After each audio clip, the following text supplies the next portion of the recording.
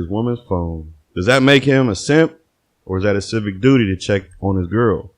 Welcome back to the Trueleon Army Podcast, where we dive into these very, very important subjects to try and figure out the best answers. We have a video where we got this idea from. You guys go ahead and check it out, and let's just see where we go from there.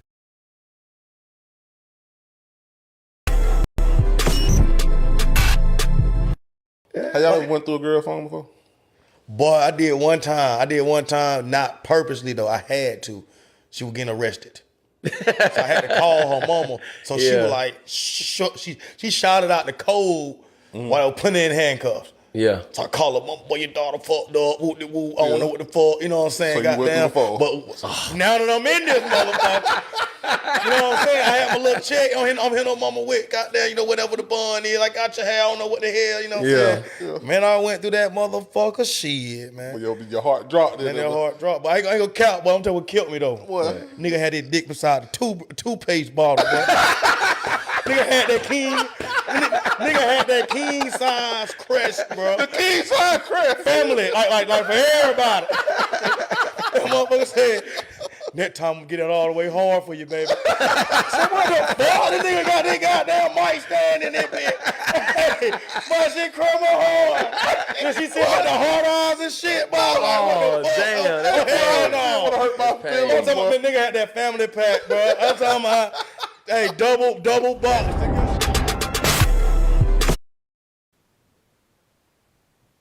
I don't know if that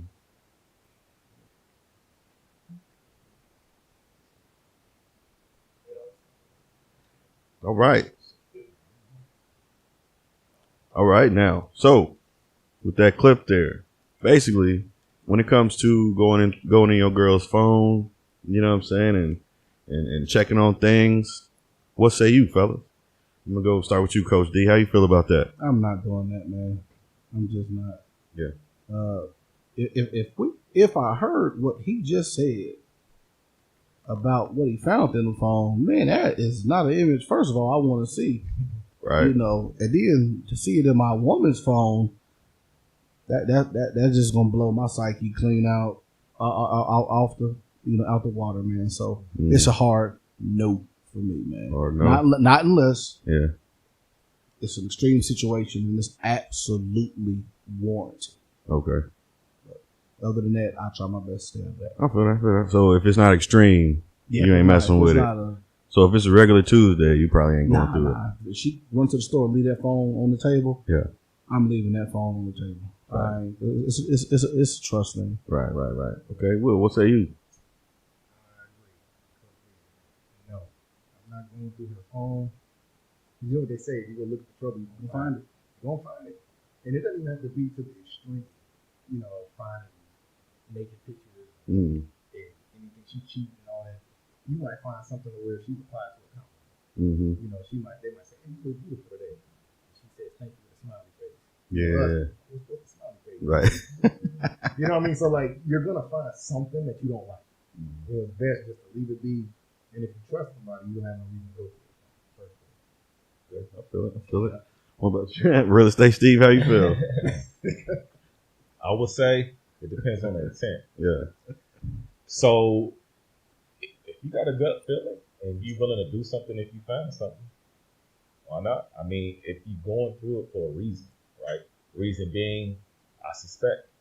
I got a gut feeling. I just want to know before I waste any more time. Like, someone told me something, a little birdie in my ear. And if you go through it and find something, then ain't it a good thing that you went through it?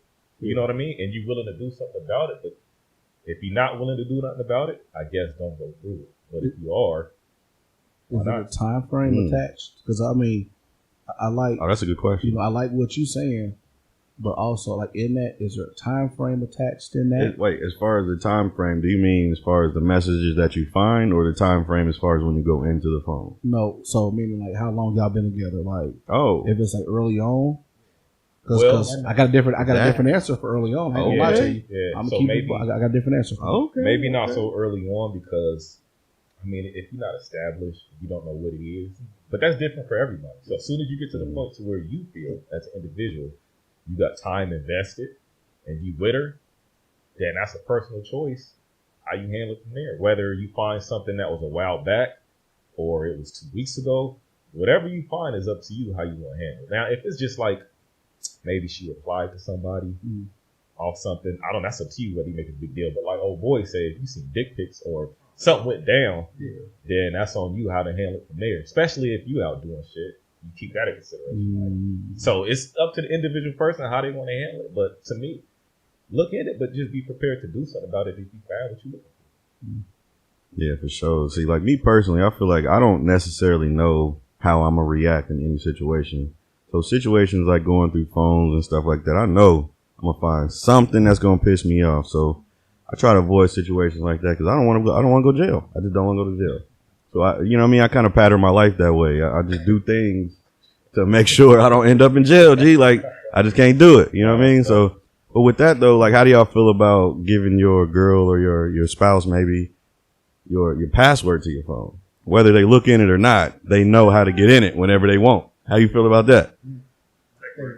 Let's go with Will. It's like, why?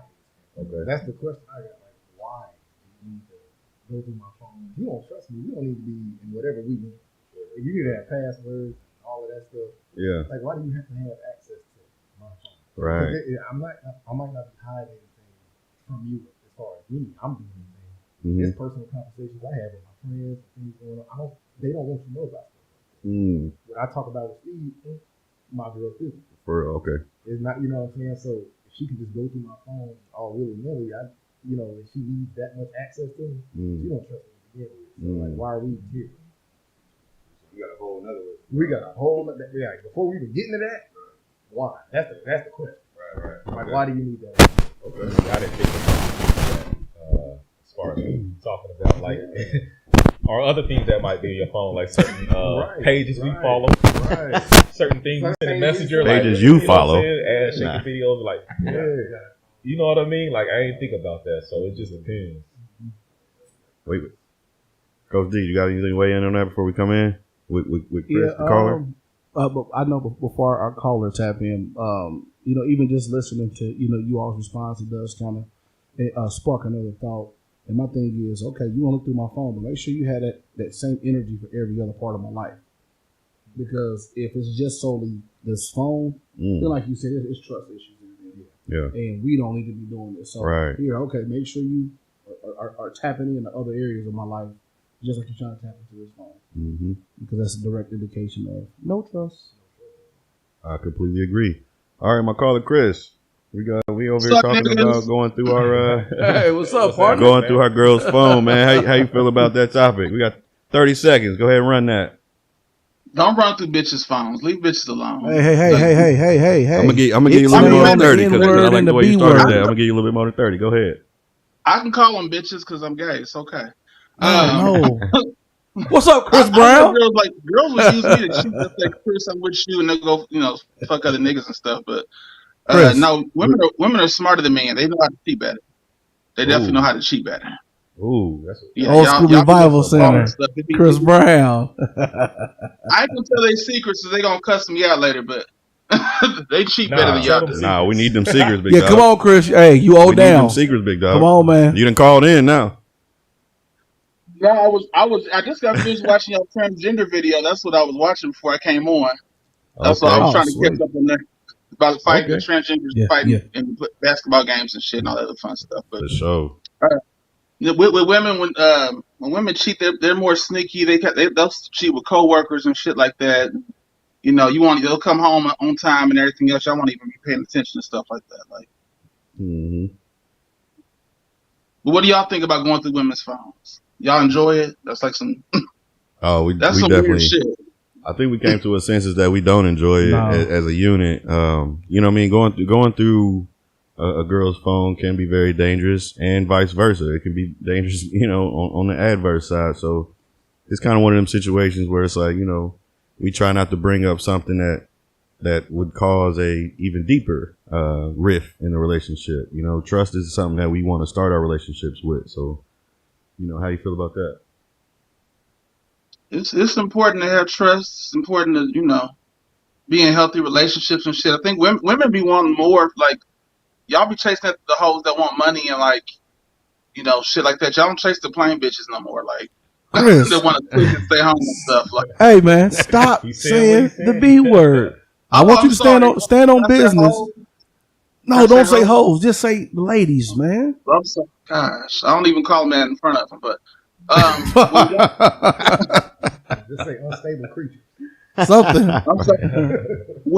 When young ladies, I think you want to pursue young ladies and not like y'all so busy pursuing like big butts and stuff. There's lots of nice girls in the city right now that are ready to be wives. What city? Y'all not checking for them. What city? What city you talking about? You must be in like Seattle somewhere, because not here. They talking about DYT. I will introduce y'all to all the nice young ladies that are in the city. There are really lots of them here. Like y'all be missing out. Y'all be looking over and stuff. We sure y'all out there. We sure They y'all out busting there. out that.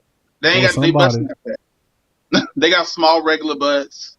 Like they. That's why y'all don't be seeing them. Y'all look right past them. The ass is flat. And y'all don't see them no more. Which one? Who knows Chris? I went to church with Chris for. You went where? I went to church with Chris for years. I know. I was watching the video, and I said, "Is that Derek?" I said he had the same size head since he was 10. That's crazy. Yeah, I Hey, accept that. So Chris, did you go to Valerie Elementary? No, I went to Wagaman, then I went to Dayton Christian. And then I graduated. Huh? You didn't go to Valerie Elementary School? Valerie? No. Man said no. So you did not go. I remember a Christopher Brown that looked just like you that went to my elementary school, man. Yeah. Valerie Elementary School. Hey, whoever Christopher Brown is out there, call in. Huh? Chris older than you. I think we all the same age. Well, see, Chris 40, yeah, we all the same age, yeah. No, I had pop bottle glasses and stuff. I ain't talk to nobody. You wouldn't pay me no attention. Yeah, a big nerd. You're absolutely right. Thanks for reminding me. It's all good, Chris. We definitely want to appreciate you calling in. I want you to go back and finish that transgender episode. It was one of our greatest episodes to date. So I want you to finish that. I was going to tell y'all, like, y'all did the educational level. I guess they don't know what a transgender is. So I was like, I see what the confusion was. Yeah, that's where we was lost at.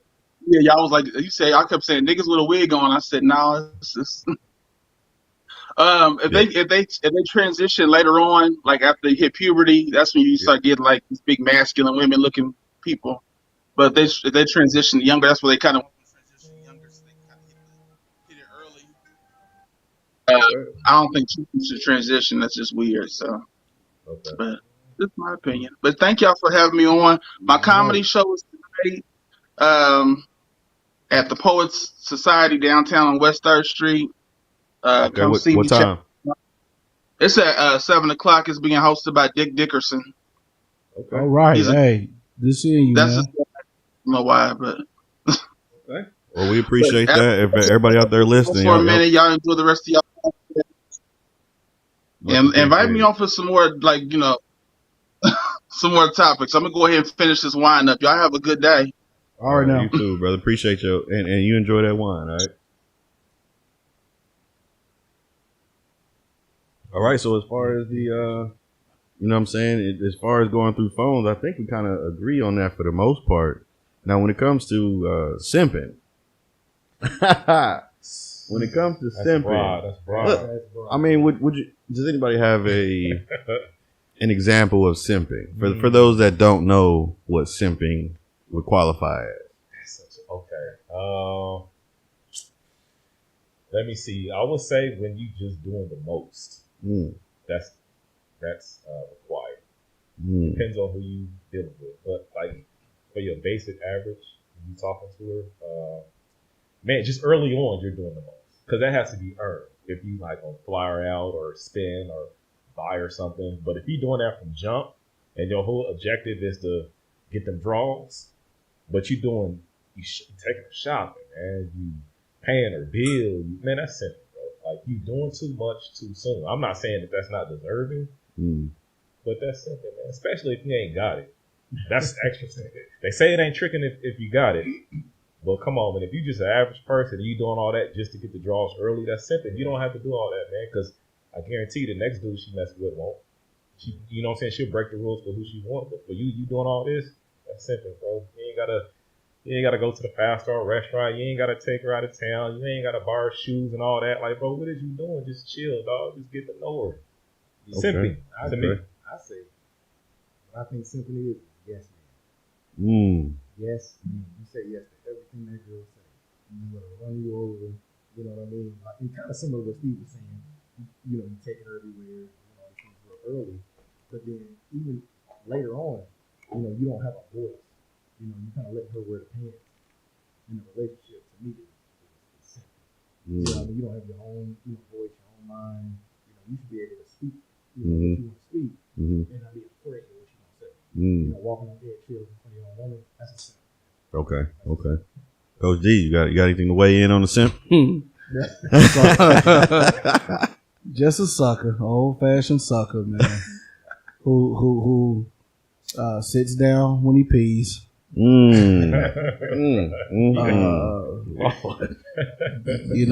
young folk, they say they stand on business. He's not standing on business. He's just an old, just a modern day butler.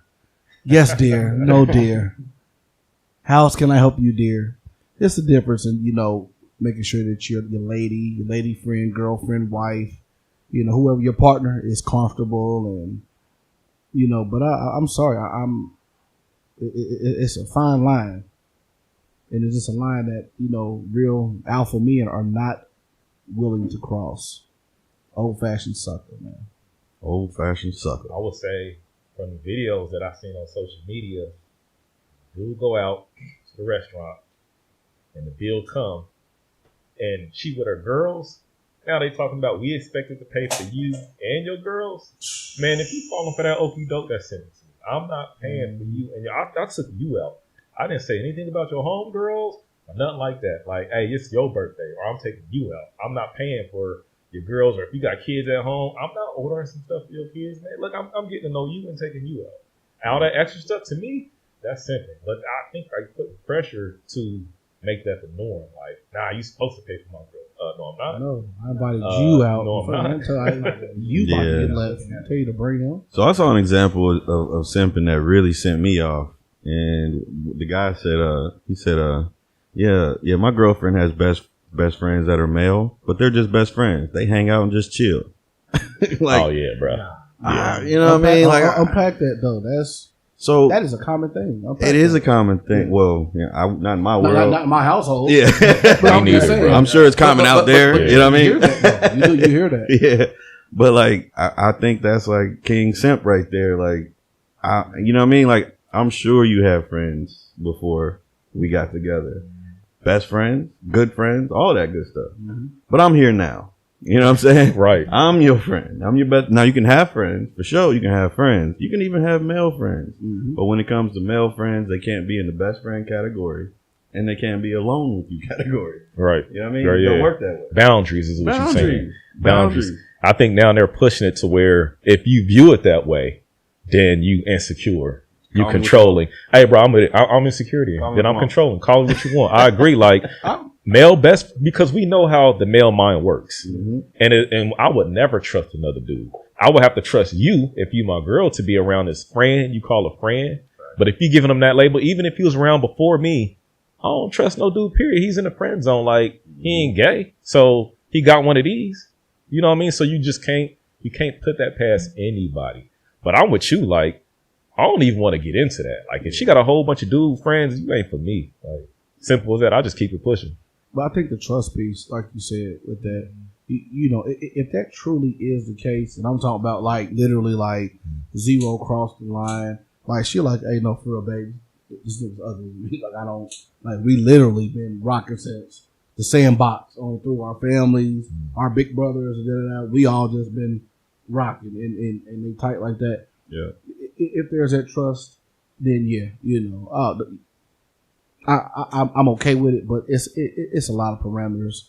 It's a lot of check boxes. Like no to this, no to this, no to this, no to this. Like, y'all practically better be sitting in the living room with me sitting next to you Right. while y'all having y'all best friend conversation. Be comfortable enough to have it in front of you. Yeah. Be comfortable enough to, have that openness and open friendship while I'm right there. Because I don't feel like I should have to step out of the room for you to talk to your best friend. Because all my eyes see is I'm stepping out of the room for you to talk to another man. That's all my eyes and my brain is computing. Right. And then it's going to make me want to slap the shit out of him. And then it's just going to go bad. So let me ask you something. What if she had a friend and, not a best friend, but a friend, but they messed around in the past a long time ago, but now they friends? Absolutely. Is that no? They can still be friends because that occurred before me, and that friendship was probably, developed prior to. Right. But that shit ain't going on, not while I'm there. No. Not while I'm with her. Right. Not while I'm with her. So you're saying they can't be friends. He's saying they can be friends, no, but I'm just saying because I can't control who her friends are. Whoa, we got to disagree. No, Go ahead. What's up? Because I got a follow-up question. Go ahead. Yeah, I got to disagree with that. Like, if we have developed a relationship, I'm with you, and then you want to be friends. That's an ex. You know what I mean? That's not a friend. That's an ex. And I'm letting y'all kick it and hang. Y'all heard the word spin the block.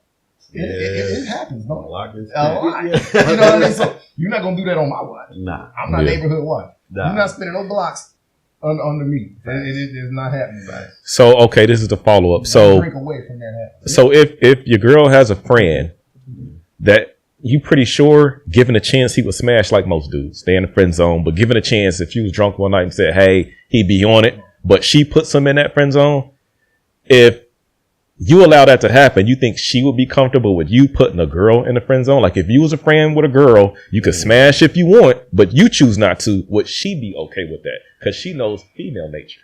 Hey, so like the old folks say, pot can't call the tea kettle black on this one. Yeah. So if I got if I got a friend that we legit just, but like you said, in a given situation, I know I can bust them down, but I don't. Exactly. Now my thing is, get the look up, don't say nothing to me. Because if you okay with it, if you okay with having your friends in that capacity, be okay with it for me. Ain't gonna be no double standards on that. That's why I think that's the best way to get on the same page. Yeah, ain't gonna be no double standard. Yeah. Because I know with guys, man, they be like, I know a couple of girls who have a lot of guy friends, and I just be looking at them like, yo, they just in the friend zone, bro. You cannot tell me, given a chance, that them dudes will not pop off if you let it happen. But they'll convince you that it's like, nah, it's nothing like that. We just cool. And I'm like, oh, okay, well, you too cool then. Cool for the next dude, not for me. You know what I mean? I think that's key, though. That's what I'm saying. We don't have to get there. It is, but we gotta be, Yeah. but we gotta be adults about it too, though, guys. Because we do. Like, if this a chick that we for real into, like, we got to look at what baggage is coming along with her. Like, you know what I'm saying? Like, take Steve, for example, real estate. He's in front of a lot of women. Probably, if you look at, his clients, he might be around a lot of fine women. Is true. You see what I'm saying? But not my friend, though. But no, I'm just saying just what come along with you. You see what I'm saying? Yeah. Like, if we know. So if she gets with him, he's a real estate agent. Yeah, so I don't want to hear nothing about. I don't want to hear nothing about. Kind of women. I'm going out with I'm meeting my client for a dinner date to talk about this deal. Yeah, and this is part of your game. Right. That you're reeling that client in. Yeah. I don't want to hear that. I feel you. You see what I'm saying? Because you know this is what I do, and she can do that too. Exactly, Okay. vice versa. Okay. If that's what she does, right? But we're not about to get together and these new habits develop. Oh, well, since you're doing it now, I got my license, so now I'm gonna start going out to dinner with men. Absolutely not. You're going to be by yourself. Okay. So what it sounds like, if y'all get together and she already has this professional career and it's a business move, then you are more inclined to be like, all right, I'm cool. Yeah. But if it's just a homie, you ain't making no money, y'all ain't just out the blue, we think go kick it. Y'all just kicking it because it's a Saturday night. Yeah, no. You're not with that. No. Yeah, so if she has a male friend, what can she do with him without you? Like, what would you be comfortable with? If you say, okay, you can keep him as a friend because that was before me. Double date. Don't ask me. So she can't hang out with him without you? If they friends, if if nothing happening, can they go shopping together? Can they get a drink? Can they go to a lunch? Can they play pool? Can they go to the movies? Because that's what friends do, right? So what can they do if they're friends? What can they do without you? They can join us. They can join us. I mean, I like to play pool. You know what I'm saying? As I said, double date. But you at work though. No friend. Nah, well, He not at work. You should be at work too. The hell, Well, he got the day off. Everybody should be working. Fuck that. If I'm working, we all working. But see, then she'll say, "Well, if you let me have him as a friend and you trust me, now why are you putting all these? Oh, I can't do this. I can't. We been I trust you. I trust Y'all see you. that closet I don't over trust there? him. That motherfucker gonna be empty. I'm telling you. I'm not dealing with that. That's why what he said is just no. Too many questions. Too much conversation. Yeah. What if? What is the Yeah. scenarios? What if I know he's not at home? All the house by himself? We'll say get to the meat of it. Yeah. No. Yeah, absolutely not. Not doing it. Yeah. I feel you on that. That's why I 100%. say the same thing. When you start thinking about it, like, well, you know what? You be like, nah, you just uncomfortable with it because you know men's nature is just you're territorial naturally. Yeah. That's what the lion do when they get into a new pride. What do? They kill off all the other lion's offspring. It's naturally you don't want anything else infiltrating. It's just a territorial thing, and I think it's not a bad thing. But we are told that it's bad. But it's like we were designed this way for a reason because we know other men's nature. Not to say something would pop off, but it's a defense mechanism. So if I'm not home, you're not about to be at my house with my lady. Yeah, see what I'm saying? Like, that's a no for me. And I say Yeah, that's a no. It's a no for if they protect the Mm-hmm. Now, if I come to it and I just want you to guys never talk to me like that, never have sex. Nope. That I'm not gonna say. Nope. No. Still no for me. So I can't tell that man a dick. I Y'all can't. never even touch. I can. So what's They never touch.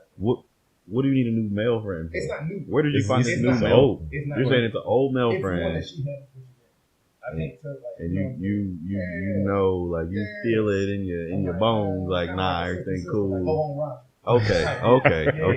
so Okay, phone all right. phone conversations? Throw that in there. What about the phone conversations? You come home from work. Oh, hey babe, how was your day? Oh, I'm just talking to Raj. Oh, Hang up the phone. Nah. You know. No, I'm like you. What you said. If I walk in the room, you hang up. Yeah. Right, That's a problem. right. Yeah. But if I walk in, you like, Finish then that. you keep having a conversation. Finish in that. front of me, Yeah. I'll do that. Yeah, That's yeah, fine yeah, with me. But yeah, if you got yeah, hang up yeah. when I walk in the room, But I'll call you back. but I- I'm like, oh my, I got something. But I still want you to wrap that conversation up, though. Okay. I'm not about to walk into the house and you just have a 3-hour conversation with Roger. Like, But I I'm want sorry. that- I want Wrap that up, and even then if we can it's- kick Even it. if it's your girlfriend, Yeah. even if it's your late, your girl. Yeah, I want you to wrap it up Yeah. so you can acknowledge that I'm home. I'm home now. Yeah. Because I'm Okay. gonna do the same thing for you on Yeah. that. When you walk in the house, I'm all right, fellas. I'll give it to you in a minute. Wife, you just popped in. Right. Boom. You know, As I'm walking in we the can door, I'm pick thinking that up about later. you. But I want that same respect, even if you're on the phone with your Right. lady friend too. You Sure. see what I'm saying? So Sure. that's just kind of a respect. Okay, I like that. Too quick. It's gonna be what I say. Yeah, yeah. That's gonna, my eyebrow gonna raise like. Yeah, you know, you hang up on my Right, yeah. Yeah. Hang up immediately. Yeah. So I would say still like, Who you talking to? You know? Yeah. So like, if we want to keep it on simping and kind of roll it into a slightly different subject, when we come into this holiday that we have coming up, and first, before we get to this holiday, I do want to say it's Black History Month, and I want to acknowledge that it's Black History Month. And if you guys don't know, this year for Black History Month, we are celebrating Black artists. It's for a certain time period. I'm not sure that time period. It doesn't matter. If you know a Black artist out there, I want you to patronize that Black artist for Black History Month. Now, it is also Valentine's Day or month, the Valentine's Day month. With that being said, what type of gifts would you qualify as a simping gift compared to a good gift that you would give your girl, your lady, your wife? That would be, it depends on you and your budget. When I say it ain't tricking if you got it. That's true. So if you got the finances to, hey, for Valentine's Day, we about to go to New York. I got a room, top floor view. It's nothing.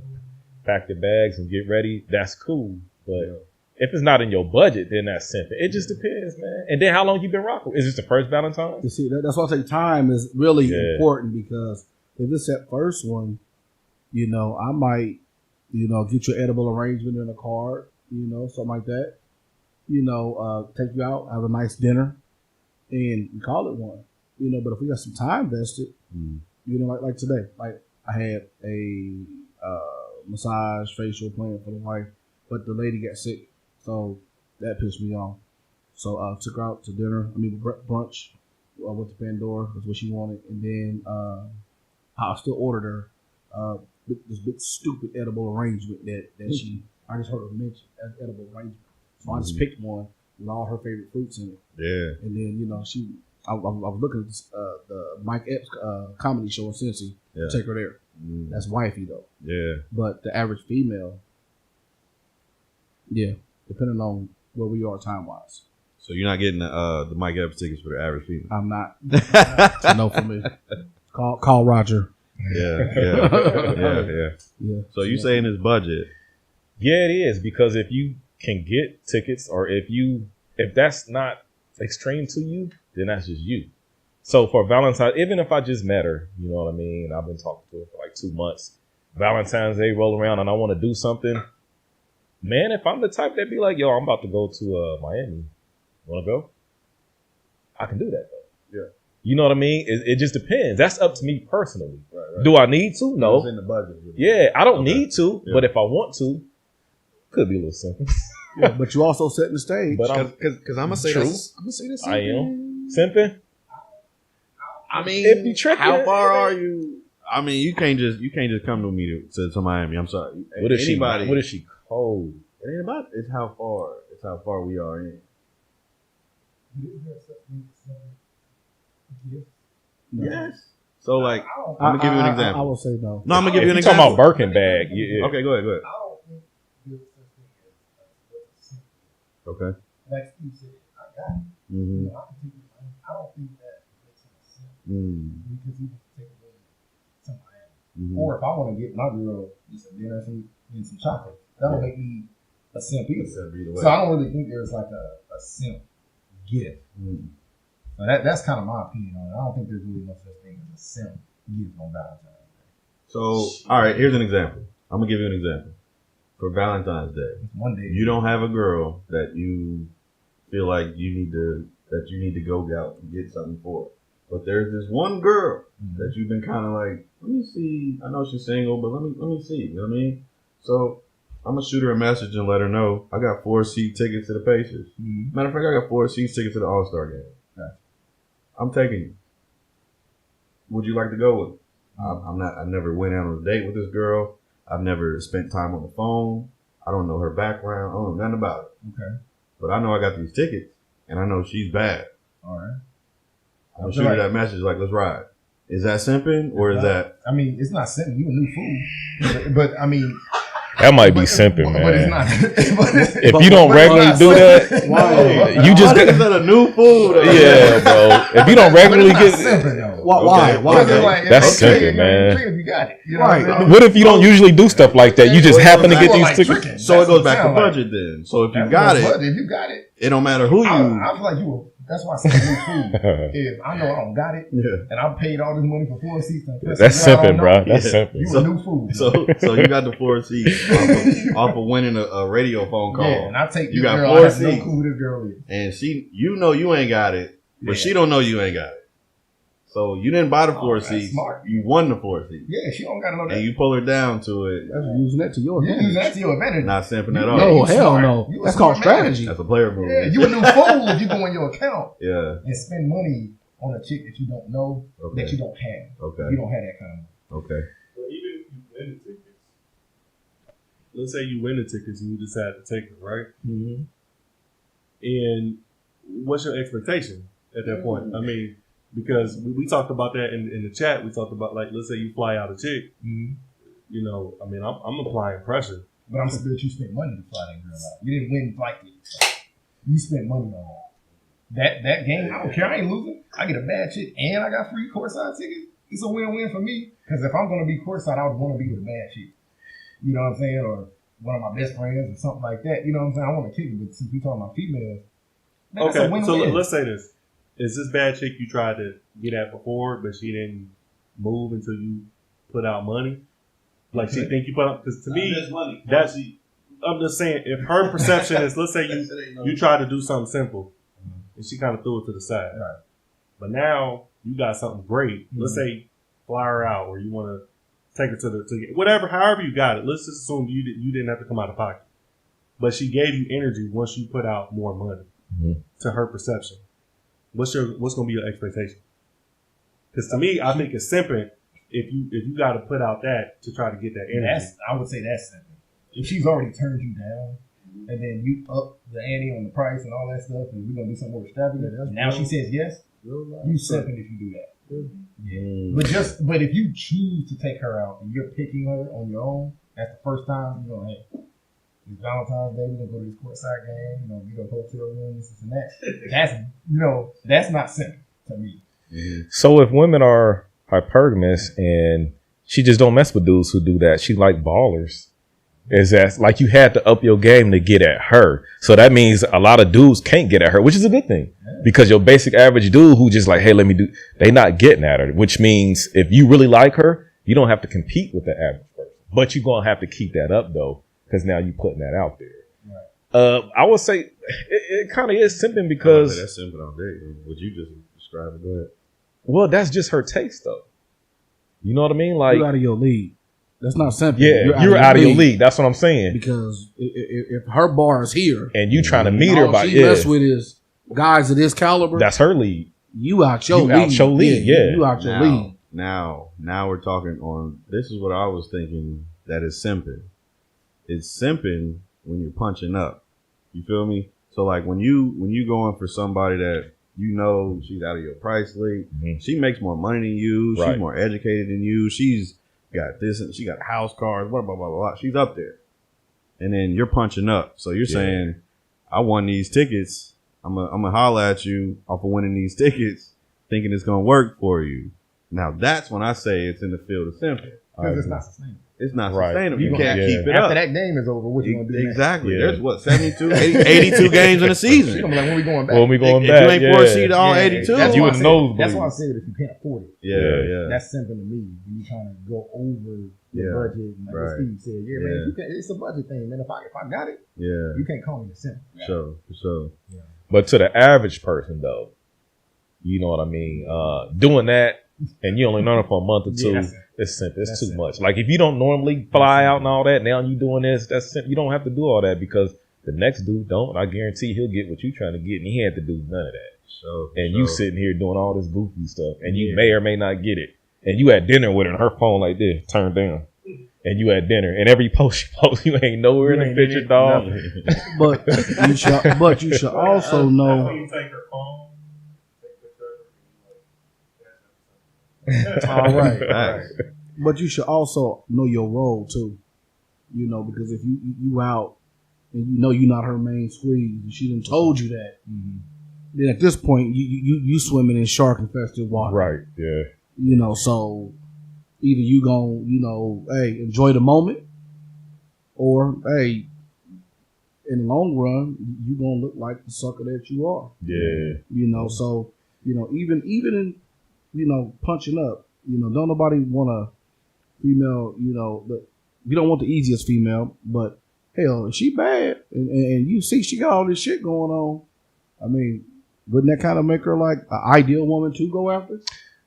But here's the thing that I've been noticing lately, like when I go back to punching up, like, should we as men go for the woman that is out of our league, or should we stay in our range? So like if I know if I'm making 6 figures for the year, I'm not gonna go get a woman who is doubling, tripling that. Why? I want to, but the fact that I can't give her what she's looking for, I'm not even gonna play that game. I got a hell of a swag. I'm gonna play that game and I'm gonna shit on her. Now, what I am gonna tell you is that's what I did in my life, is I punched up. You know what I mean? So I went for the woman that is making way more than me, that is more qualified in a lot of situations than me. I went for that. Got it, and I bagged it, for less better words. But what I did not do was what I did not do was I didn't do no simp shit. You feel me? You feel me? But that's respectable though. Yeah. You went. See, I seen it. I grabbed it. Yeah. And then I still stood down on it. He's getting served, man. Fuck y'all. First of all. Anyway, but what I did do, which y'all can we can put this in court. But what I did do was, for like weeks, 2 weeks, 3 weeks, I don't know how long it was, we went out every single night. When I got off of work, when she got off of work, we was kicking it. We went out. I spent everything for that night. You know what I mean? You're drinking on me, you eating on me, gas on me, everything's on me. I was a teacher. I didn't have it. Is that simping? Yeah. But I'm married now. That was a game. That was a game. That was a gamble. Is it simping though? Yeah, it's simping, but he gambled in your favor. One of your favorite. It And I would say too. you rolled you rolled. But I was simping though. And it's kind of like probability. You were trying to impress her? Oh, more than impress her. I needed her. Like I had to have her. I mean, so my thing is, you went after. You actually. Yeah. Fuck it. I'm going. Yeah, you went. Yeah. You went like you knew. Yeah. This is I need you. Yeah. Simple. And not sexually. I need you. Yeah. You know. So during the course of that, that's what I'm saying. During the course of that, like man, like examine your heart. During the course of that, like was it like, oh, I need to. I'm trying to knock you down, or it really was like, yo, this is it for me. The one, I can't call you a simp. Yeah. I can't call you a simp. This is a woman that he wanted something more than just I wanted to pursue down. I knew that this was the one. I want to do this just to knock you down. Yeah, 100% old fashioned sucker and a simp. Okay, because your first motive is I'm only doing this to get the draws. Yeah, draws, dog. That's true. But what if you didn't get it? What if you didn't bag? Full on simp. Would you think he? No. He just lost again. He just lost. Yeah, he just wasn't the man for her. Yeah, but I would know I was a simp at that point. But you're not a simp at that point. But doing all that, really? No, you're not. No, doing all that. That was his game plan. Listen, that right. That front. Oh, I see what you're saying. But his intention wasn't. See, it's all about intention. Mm-hmm. His intention wasn't to, like I said, get the draws. His intention was, this is the woman. I got that feeling. Yeah, I got some butterflies. How soon? When what? From the time you met her to when you did that. I kind of knew before I met her, but I didn't get like a full on talk to. So when we really sat down and talked and had that dialogue, that's when I knew. You know what I mean? What she said to you? Within the first week of us really talking, I knew like this is the one. But then the date came like a week or so later. No, the date had already happened. So like we was dating for a full on week before I realized like. But when did you spend this? Like that starting week. So like. What you say again? I don't want to get your question wrong. So no, right, maybe. You basically helping my point. How long were you paying for this stuff? Like no, so you did this. That was initial. You started off doing it. I came out the gate, spending money. We all do. Okay. Yeah, we all do. Swinging, like I took my. Listen, hey, we all do. I don't know too many men who don't do it. You gonna pay in some form of fashion? Hold on, I want to hear this. I don't do that. You got the secret sauce. Hey man, I don't. Come on, let's go, Will. What did you do? Come on, Claude. Hey, come on, Claude. Hey, I can't wait to call this nigga simp. Come on, yeah, right. Go ahead. She ain't gonna call me that. That's a smart man right there. Look. We just, we can meet up, we can kick it, and this and that. You blowing your wallet out the frame. I'm not doing that. Wallet was blown out the frame. Yeah, because it's different. Nowadays, it's different. Blew a hole through the back of your mouth. Oh, that's shit. You took the buttons off your jeans, man. But for me, I like to do stuff that's, like you said, I like what you said with we talk. Yes. When I meet with somebody, before we start doing all these extravagant dates and stuff, let me get to know who you are first. Yeah. Because that's how you lead to these Cheesecake Factory videos and all of this stupid stuff. Because none of that stuff matters. Mm-hmm. He didn't know her. Nope. Now, if they took the time and he talked to her and she says, I'm used to this, I'm used to this, I'm used to this, he might have picked somewhere else. You know what I'm saying? And say, I know she ain't gonna go for this. She might go for something heavy, or just not go at all. Right. So to me, I like to do stuff where I can talk. What's the point in going to the movies and all this other extra stuff where we sit and we looking at a screen for 3 hours and I'm not getting to know who you're no conversation. I do stuff where there's dialogue. So I like we meet at a park. You know what I mean? We can meet and have, like you said, like just have drinks or we just sat at the bar for and a week just straight. Just talk. Talking. Yeah. I think we lost that communication between the male, especially the black man and the black woman. We've lost that communication. That's a bar. We get so caught up in this damn social media and all that stuff. We live through that. Not only that, we do this. We don't even hold I'm about to say, some people don't know how to do that because of text. It's always a text conversation. What's up? Yep. They text game is so strong. WYA. Yeah, but they in person and flirting and flirting. That's different in person. For sure. It blew me away the first time I was in an arena. This is about 4 years ago. Yeah. And me, my buddy Jazz, all of us, Ashley, like we all sit on this side. You got the main entrance side, the long side of the bar. But I am watching her and another person. This was a planned meetup. But the entire time, texting away. It was this. Yeah. What you want to drink? Y'all eating? Brother even brought me a drink, you know? But I was like, why don't you just get up and come over here? House road. You know, you can come sit here, y'all can. You know, we so all right I here. wasn't. We all here. I don't know the background and whatever else was going on with that situation, but it was just weird to me, though. I'm like, but he caked up. You know, I know the guy. He caked up, and I'm like, what's up? Come and sit right next to it. Yeah. But it was like, well, maybe, you know, just because I think a big misconception nowadays is just because you see a person might, you know, have a little do right about themselves. That don't mean that they got the gift of this. That don't mean that they can sit and hold that conversation and have that dialogue, like you said, that connection. Movies have never been big with me starting off on a date. It was always out to eat for me. Always out to eat. Because I want to, like you said, I want to be able to talk to you. I want to know really if you're a gold digger. I want to know where's your head at. Yeah. And one of my biggest questions when I'm initially, you know, really into it, a woman is, can I take you home to my mom? Because my mom gonna see right through you, and she gonna tell no, it's no for me. My dad gonna be like, nah, dog, that ain't it. Your dad gonna be like, you simping, G. Yeah. Get him up out of here. Yeah, that ain't it, dog. But that's the only reason I said you was simping, because I was gonna say. So what if you do all that, right? And everybody's different. I'm the type that I don't mind if you come over and kick it on the first day. You know what I'm saying? Like, I mean, shit.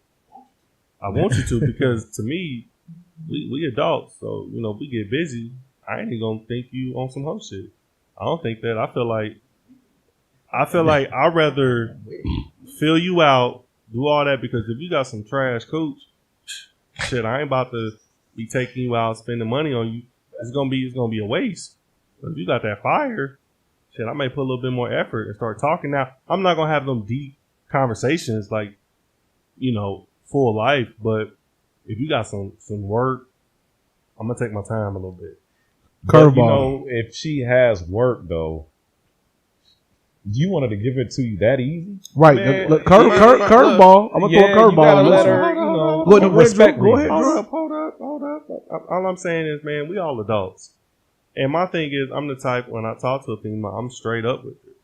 I'm straightforward. If I pursue and say I want to be with you, like, hey, I'm looking to pursue you, but if I'm not having any of them conversations, then somebody calling in, whoever is somebody calling in, call back. But if, I guess, simping, to me, I want you to accept me for who I am and what I offer. If I want to chill and play some games, if I want to chill, we go to a bar, something simple, something so cheap, something so where I could just really conversate with you. Like, now, if we hit, cool. I'm not tripping if we don't, because you ain't even gonna see me put that energy out. But if we do hit, that's not gonna make me feel like, oh, you on some slut shit. Wait, what you mean you're not gonna put that energy out? What? Because you're gonna break the touch barrier. You're gonna be flirting. What are you talking about? What I'm saying is, I know dudes who can't be in that position because they get aggressive and they get salty, like, oh, we don't do something. Because to me, I'm not coming at you that way. If we cool, we chilling, watch a movie, I may do a little touch. If I feel the energy is going there and we talking great, cool. But if you're not giving me that energy, like, you know, to me, my first thought process is like, why the fuck you here? You know what I'm saying? At your house? So you saying she got to give it up? Or she got to let you fondle her? You talking about fondling? I mean, remember, we live. Yeah, bro. We live. What you talking about, man? She just can't come over and have a glass of wine and watch just come kick it, you know? She got to give up the draw? No. Listen to me. Hey, man, hey. Listen to me. Hey, watch yourself now. Because you don't want to come off being thirsty. You don't want to come on. Hey. That's thirst ball right there. No, it's light skin power. So what I'm saying is, what I'm saying is that if I have a female over and we hanging out, if it happens, cool. I'm not pressuring it. Does that make sense? But if I'm kicking it with a female, I want it to be natural. I want us to have a good time. I feel like I couldn't be what you just did. We talk about, like, you could be the best woman in the world. I'm going to spend money on dates and doing that. I can't imagine that, because my first thought process is like, man, what if we hit and it's trash? I don't like it. Or, you know, I mean, to me, people downplay sex, but it's one of the most important things in a relationship. No, it's not. I didn't say the most important. I said it is one of it's one of the most important. What I'm saying is, here's I'm gonna throw the curveball. Hey, what if you really into your belief, and you want to wait till you get married? Well, that's your choice. Yeah, that's a whole nother. No, I'm posing that because when you say if they come over and hey, you came, so listen, hi, what it is. If you coming over, you're here now. We gonna keep it straight gangster. You know what time it is. You here? That's what you saying, Drew. Hey. Now don't waste my time. You here? You know what time? Oh no, that's what you're saying. Let me clarify. Okay. I don't. Who's bad? Right now, always slick with the words. Can you tell? Let me clarify. Oh, y'all, let Drake work. Come on, cook, Drake. Go ahead. Let Drake cook, man. What I'm saying, if you come over, we chilling, we cool. If you have like this uncomfortable energy, like even if it's just weird, like off-putting, I mean, why at that point would I start taking you out? You get what I'm saying? Why would I start? Oh, let me go through the extra effort, start taking all these dates, and it may grow worse. I mean, you already here, you chilling. We ain't got to do nothing. What I'm saying is, I'm talking about that energy to where we want to move forward to actually pursue. Is she uncomfortable because you keep grabbing her? Nigga, I didn't say grabbing her at all. You said if her energy maybe that's because you. But we're going to Cheesecake Factory first before you even come into my personal space. So I'm gonna know your energy is bad at the Cheesecake Factory. But y'all, that's what I'm saying. That dialogue. Well, I would say this before I wouldn't invite I kick it with a woman. You can talk out loud. What would you want to do? There's drinks right there. I told you I'm trying to. You get you a little bit, man. See, you always. No. Look, there's a shot thing right there. Yeah. That's like this, Steven. You always. You know you about to. No, you don't. All I'm saying is that I've seen a lot of dudes who I feel simp when it comes to when they're pursuing a woman. Like for example, when I pursue a woman, I'll be talking to you. We'll be talking on the phone. We'll be texting. I'd have met you. You would have got the energy from me. You get what I'm saying? So, wherever we go, I want it to be a comfortable, good time. But I think so many people put effort in all these dates and all this stuff, and then you realize, like, damn, like, we finally get it, and it ain't even worth, like, I know. But the motive is to get it. That's not. Okay, that's not a I mean, bro. I mean, I'm not trying to be funny. That's everybody's motive. No, it's not. Man, look, for the majority. Majority. It is the hit, bro. It's a sexual. Hold on, we don't know that because ain't no let me data ask you to this support though. that. Let me ask you this because you say if she come over to your house, that's cool with you doing that. You gonna fill out the energy. What would you suggest your daughter do? If it's a guy she's interested, and she say, "Hey, I'm interested with this dude," and he say, "Come to the house, and we gonna kick it and have wine." What would you suggest her do? Wait a minute, hold on. Let me answer that question. Hold up. I'm gonna clarify that too. My daughters understand if you go to a man's house, that means there's a level of attraction that you feel you have for this man, and you put yourself in that position. If you're uncomfortable to do that, to where you don't want things to maybe escalate to where y'all may do something. Don't put yourself in that position. So what would you suggest? Would you tell her? I just said no. Listen to me. That's the suggestion. If you don't feel comfortable where you don't want that to occur, you don't want that to happen in any way, shape, or form. You're trying to set some type of super moral standard. Hey, we go here, do this, and that will set the standard. Now, if he wants to pursue you, he'll do that. But if you feel like, man, I'm really digging this guy. It may happen. Now, he still has to respect your boundaries. But what I'm saying is like, don't go over there if you have like zero intentions. Like, don't be that chick. No, you be that chick. Yes. Don't put yourself in that position. Oh, come on. See, this is that new school shit, man. I don't operate in that. This is turning into a whole nother question. And I do want to. So we still have this conversation? Swing it back to simping though. We can move on from simping. We kind of understand the basics of simping. Y'all said I was simping when I got with my wife. You wasn't simping, man. I definitely understand. Hey, you can call it what you want. I'm good. He married. You know That's what he. Hey, I'm straight. You can call it what you want. Simping, maybe not. I don't know. It is what it is. I'm happy. So when it comes to that, SIMP. when it comes to Frugal Fred. Frugal Freddy. Frugal Freddy over here. Listen, No. he was the one in my ear. You know what I mean? I was with you the whole time. He was the one in my ear. Just remember that. Now, anyway. Nigga, don't take over. Right. Oh. That's my dog. That's my guy, though. He cool. He cool. It ain't nothing like that. But what I'm saying, we got a whole nother question here. When it comes to being in these relationships, like, if it's somebody that is of some type of quality, can it be simping? Because I feel like I was in a situation where I knew what I wanted. And whether or not I knew this is the only way to get her, I knew what I wanted. And I went my mode. I went in my, you know what I mean? But was it the I went only way? Derek mode, and I went hard to get her. But was that the only way to get her, though? Maybe not, but that was my way to get her. Yeah, that was your approach. Yeah, I'm going to take you out and just show you me. We good. Yeah, we outside. Yeah. I can respect that. Yeah. I would say if it's someone you really like, Yeah. and you did your homework and Sheena 304, and you really like her, and you want her, do whatever you have to do to put yourself in a position to get that W. So, is it weak? No. I said it was a week that he. A week. It was 2 weeks. It was early. It was 2 straight weeks. but listen, I got a check. That's up to him. That's I got a check. I What you blew the did- check, What you did? and I was waiting for another check. What you did was not a whole problem. 2 weeks. That was Hey, look, what you did was not a problem. It's just how soon in you the did first it. week.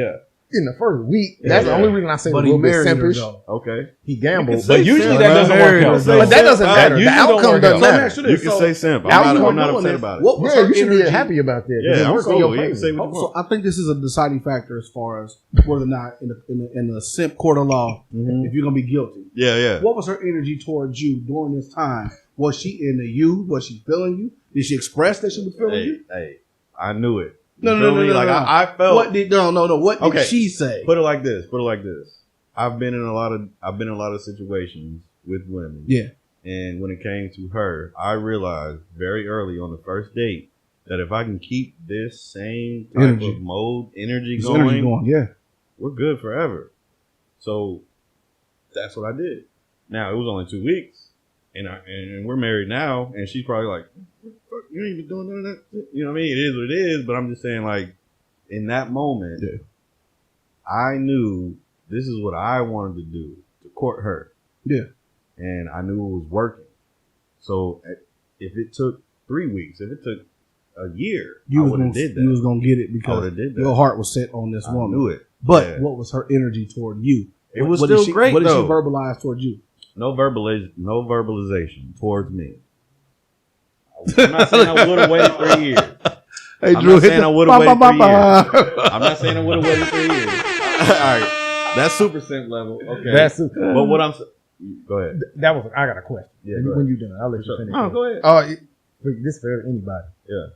Do y'all think it's simping if a girl says you got to wait 60 days, No, 90 days, no, and then that man waits that 90 days? no. It's not. Or does it? Do you think I'm that's gonna tell you why it's not. simping? What if he tries to crush that 90 into like 10? No, You're right. I'm gonna tell you why it's not. Do you think that's 80%? simping? No, here's why it's not simple. Deal is deal. In my opinion, You And said that- 90 days, goddamn. hey, and that's because I ain't gotta have sex with you in the 90 days. yeah, because I can still wait you out. I got you on my Hey, I'm calendar, man. Tarantino's Some back dudes out over will. here. Hey, you on my get this work. Hey, and the way we program, we do that, man. Guilty, but I want to understand your question. You said if they said to wait 90 days. Is it simping if you waited? No. I don't think it's simple. If they understand now, in this 90 days, are you taking your resources and you're like pouring into this woman? Yeah, you're courting her. Going the whole that 90, you doing what Derek did. I'm talking about you. hey, listen, that's You're some emptying- new you're school emptying your shit bank that we account. own, though, man. see, I Old heads used to do that, man. Old heads wasn't Well, just But that's old heads. That's yeah, not us. but I'm just what did we come from then? I mean, 'cause- I girls get that. change too. All I'm saying is, Those were different women. I back then. think modern day, because that's what we have to consider. True. I think that is simping on a whole new level. no, What did your boy Kevin Samuel say? If she got kids and she you make 90 days, did she make them other dudes wait? Man, there's somebody. That's why. I don't too much care about Kevin Samuel. No, listen to me. But just that specific thing that I said though. Yeah, like, why are you waiting 90 and they didn't? Okay, hold it. But did I ask if they waited 90 or not? But why would you? I can't. Do you think they waited 90? You empty a whole clip and somebody else got her in one shot. I'm saying is you empty a whole clip. She wasn't interested in you. Thank you. So that's my thing. Right. So if she's not interested in you, I'm not going to pour into that because to me that's going to come across that I feel like that there's a guy out there that you're not going to wait that long for. Exactly. And even if he's shitty to you or anything, he may not jump through the hoops that I may jump through. And I mean, I've been through that before. I remember I was dating a chick and I was doing all this, man. And it was taking forever. I was like, oh, let me hop off.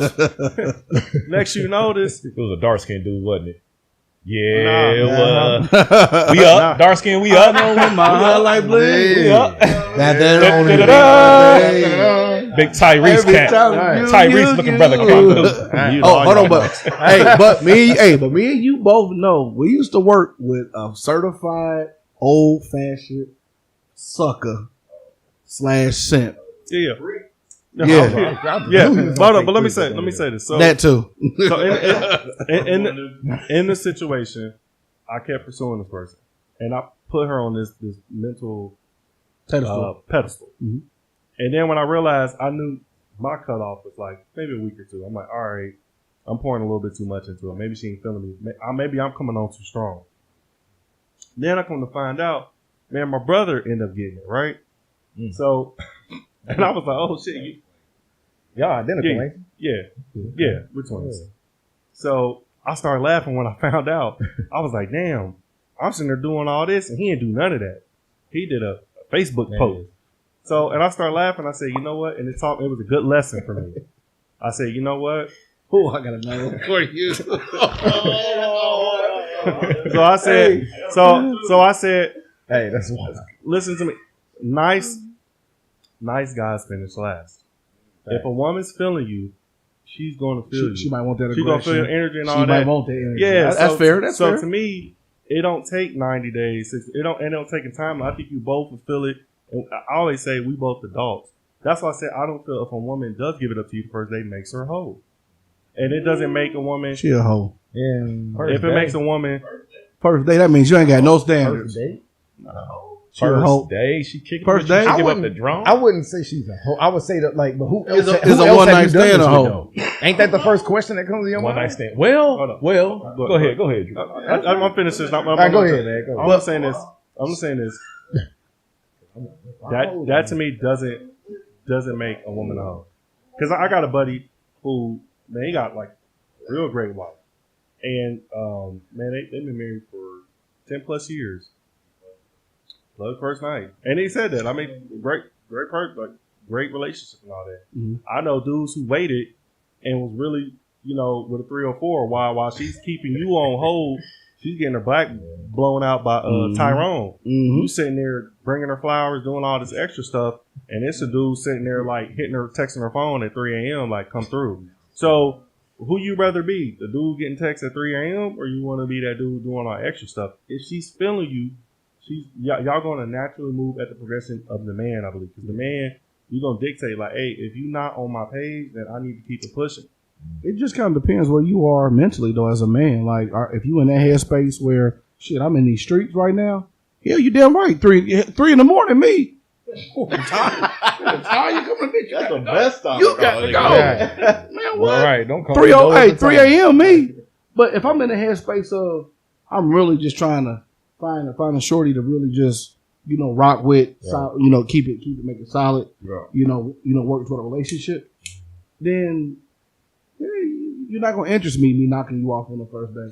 Because now your mystique, everything about you now just went out the window. To the first day. Well, look at it from the woman's perspective. I know how we look at it.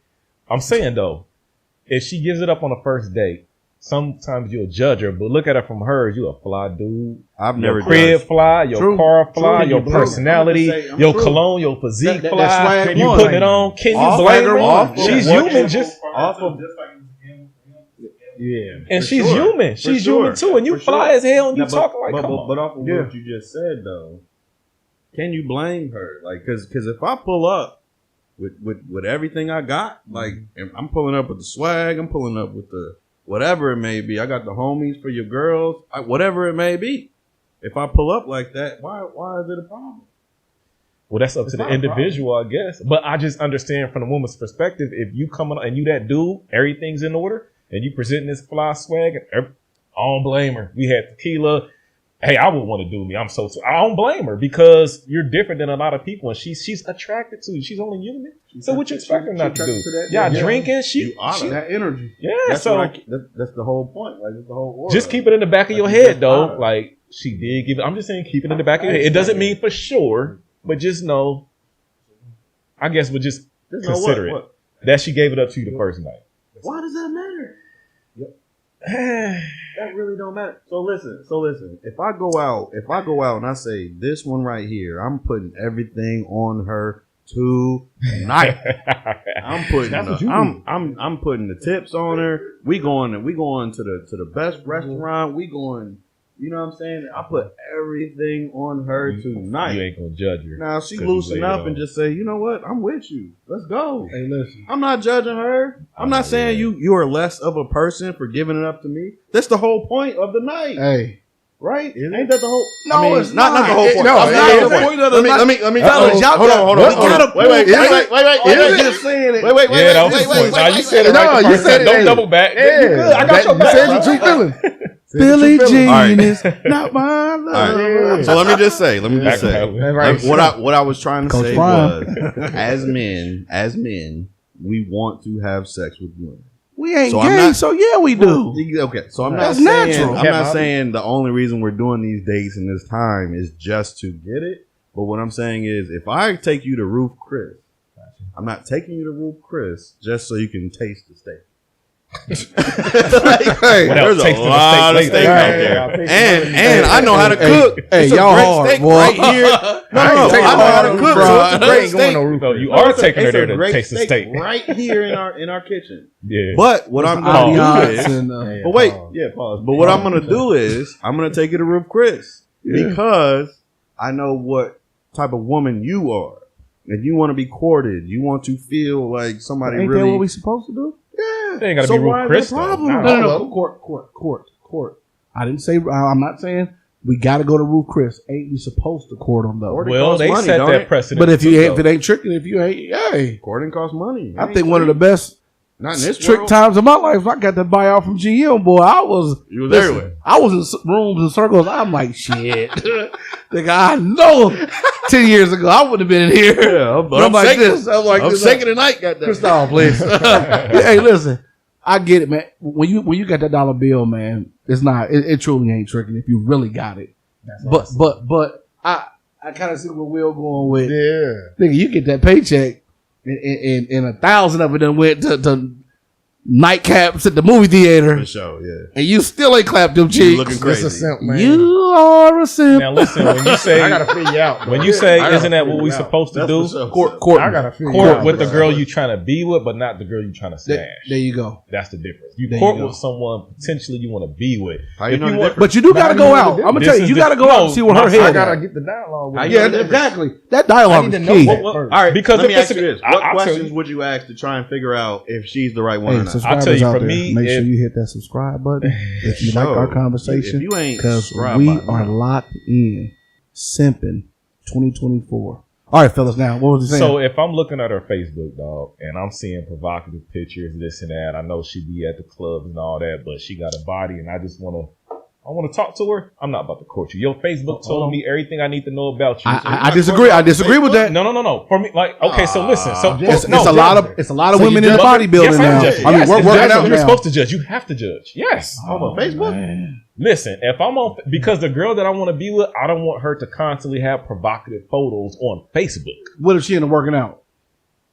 No, I'm talking about the way she dressed. Well, you're not for me. OnlyFans. You're not. So, Man, so hell you no. saying your girl can't get no money off of No, OnlyFans? social media? No, I'm saying Your girl can't get money off of social media. Is what You you're saying. seen the dresses that they go out with and they hold asses out, basically. But you can't control that. I'm trying. No, this is what I'm saying. If I'm on Facebook and I see that, I know I'm not courting you to be my girl, but I like what I see, so we can kick it. But I'm not doing that extra stuff. But hey, we got to put some context to it though. Because I don't want my girl to be posting that on Facebook. Was she in Miami? She live in Dayton. Was she in Miami? She in Dayton. Was she in Miami? Was she live in Dayton and she was out in Cali? She's wearing that stuff regularly in Dayton. That's just well, her then swag. if it's here, absolutely no. Yeah, but it's an absolute no if you're doing it here in this city. Right, but no. if I want to just do what I want to do with her, then yeah, we can kick. I'm not going to court you. I'm not taking you to Roof Chris. Yeah, but we can go to Frick's. Frick Dogs and have some fingers, some chicken fingers and double shot. Frick's. Yeah. First of all, Frick's is gross. Don't. Well, hey, them chicken chunks be busting. Chicken chunks be busting. What? At Frick's batch at Frick's. We're not about to do this. Hey, Drew, you eat chicken chunks, man? You too? I'm not doing it with y'all. No, I said I like this. Yeah. What? When the last time you cooked a chicken chunk? Never. When you cook a chicken chunk? No, I said they're good. Never. So you can't say Frick's chicken chunks are good. They are good. I don't give a damn. I'm good. I ate them for. I took my lady for a week straight and ate them. You took your lady to a week straight to Frickers? No, I just did what you did. I was just playing. Don't do that. Don't do that. Captain Simpin. All right, y'all gonna have some call-ins in a minute. Please call. Y'all gonna have to call. Hey, I got married off of my simping. If that's what you want to call it, I got married off of my simping. Man, you hit the lottery. And I hit the fucking lottery. Damn lottery. It was a don't beautiful go out here wedding. and tell these people. Don't tell these men out here that that's how it goes. That is not how it goes. Quarter, they were there. marry her. That's you not won't how be a it goes, simp. fellas. But for everybody else, though. You know What suggested? But we got some really interesting perspectives. Because, hey, you got Drew. Drew say, listen, hey. You ain't smashed. You walking through the threshold of my door, huh? Right. You know what time it is, huh? I'm light-skinned. 23-hour lockdown, huh? Right. True Right. program. Pelican Bay. Huh? You're dropping those drawers tonight, or you're leaving in an Uber. Yeah. Huh? You growing up now, though. Yeah. Hey, we adults. Yeah. Look, yeah. They going to the body out. We're grown. Take it. We're grown. We grown, ain't we? Yeah. Hey, Drew got a question there. I'm sorry. Before you come in, I need you to sign. Read and sign this, please. Yeah. You do agree that if you come to my place, that those drawers are dropping, right? Can you hear me? Drew likes to force girls on the first night. Strong arm. He strong arm. Can you hear me? But seriously though, like as far as like relationships and when we're still talking about Valentine's Day and things like that, we want as far as relationships go, we want people to do whatever it is they feel that they need to do in order to please whoever they are with. Like the woman that I'm with, I have to do A, B, and C to make sure she's happy. And I'm sure my fellas right here, they have to do whatever they need to do to make whoever they with happy as well. When it comes to simping, I would say what I think. Bro, stop. But what I've gathered tonight so far is when it comes to budget, you're simping. If you ain't got it, stop spending that money. You know what I'm saying? Like if you spending that money and you ain't got it, there's a chance that they still might not rock with you after you spend that money. Gee, so put the money up or put it somewhere more important. You know what I mean? So when it comes to that, I feel it. Anybody else got anything to weigh in on simping, gift giving for Valentine's Day? Just don't lead with money. Be yourself.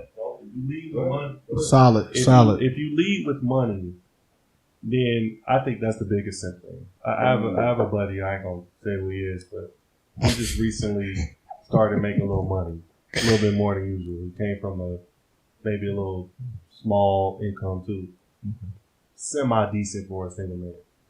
So he spent some money on a female, gave her like $500, and then he was all shocked because she every time they interact, she want money. I said, dude, you led with money. Greasy palm. You led with money, so now that's her expectation. If she was feeling you, she would feel you if you was on your grab. Now I'm not saying a man who work at McDonald's or is bad or whatever. But if you're not trying to make yourself better, you know, if you're not trying to better yourself, I can see a woman not pursuing that. But it's not a way to judge you. But if you make it to the pinnacle and now you got some money, and a woman's like, oh, I need some money, and you know, I'm going through a hard time, and you sit there and bless her, and then now every time y'all interact, she wants money, and you flying them out, like that's sent, because there's a dude who's not doing any of that, my guy. There's a dude who would hear that she wants money and be like, oh man, that sucks. I ain't got it. Shit, come on through though. Right. We can talk about it. Yeah. And I agree 100% because I've had women, when we had our talks, they got guys labeled shoe guy, food guy, money guy. That's your name in their phone.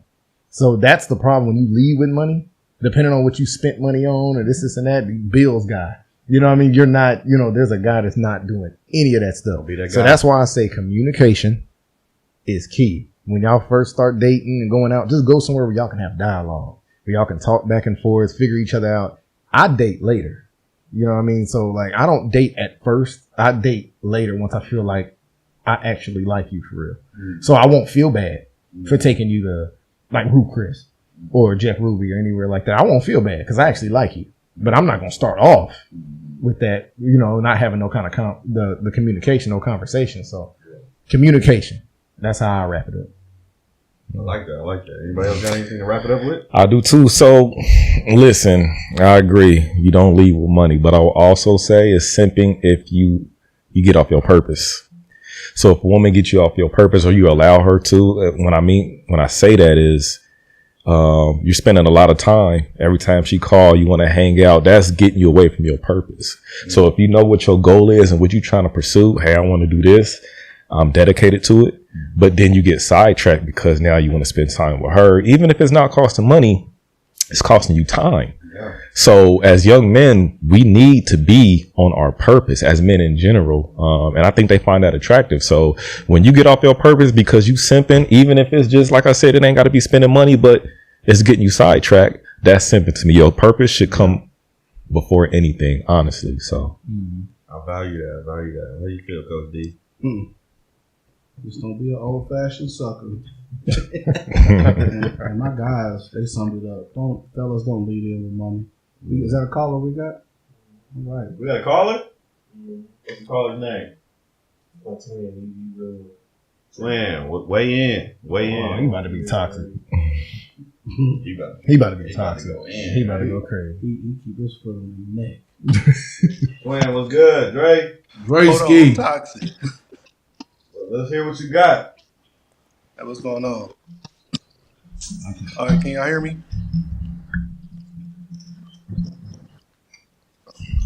What's up? We hear you. Go ahead, King. Oh yeah. So just on the topic of simping, you know, I don't see anything wrong with spending money. I don't equate money as simping, because dealing with a woman in any capacity, you're gonna pay money.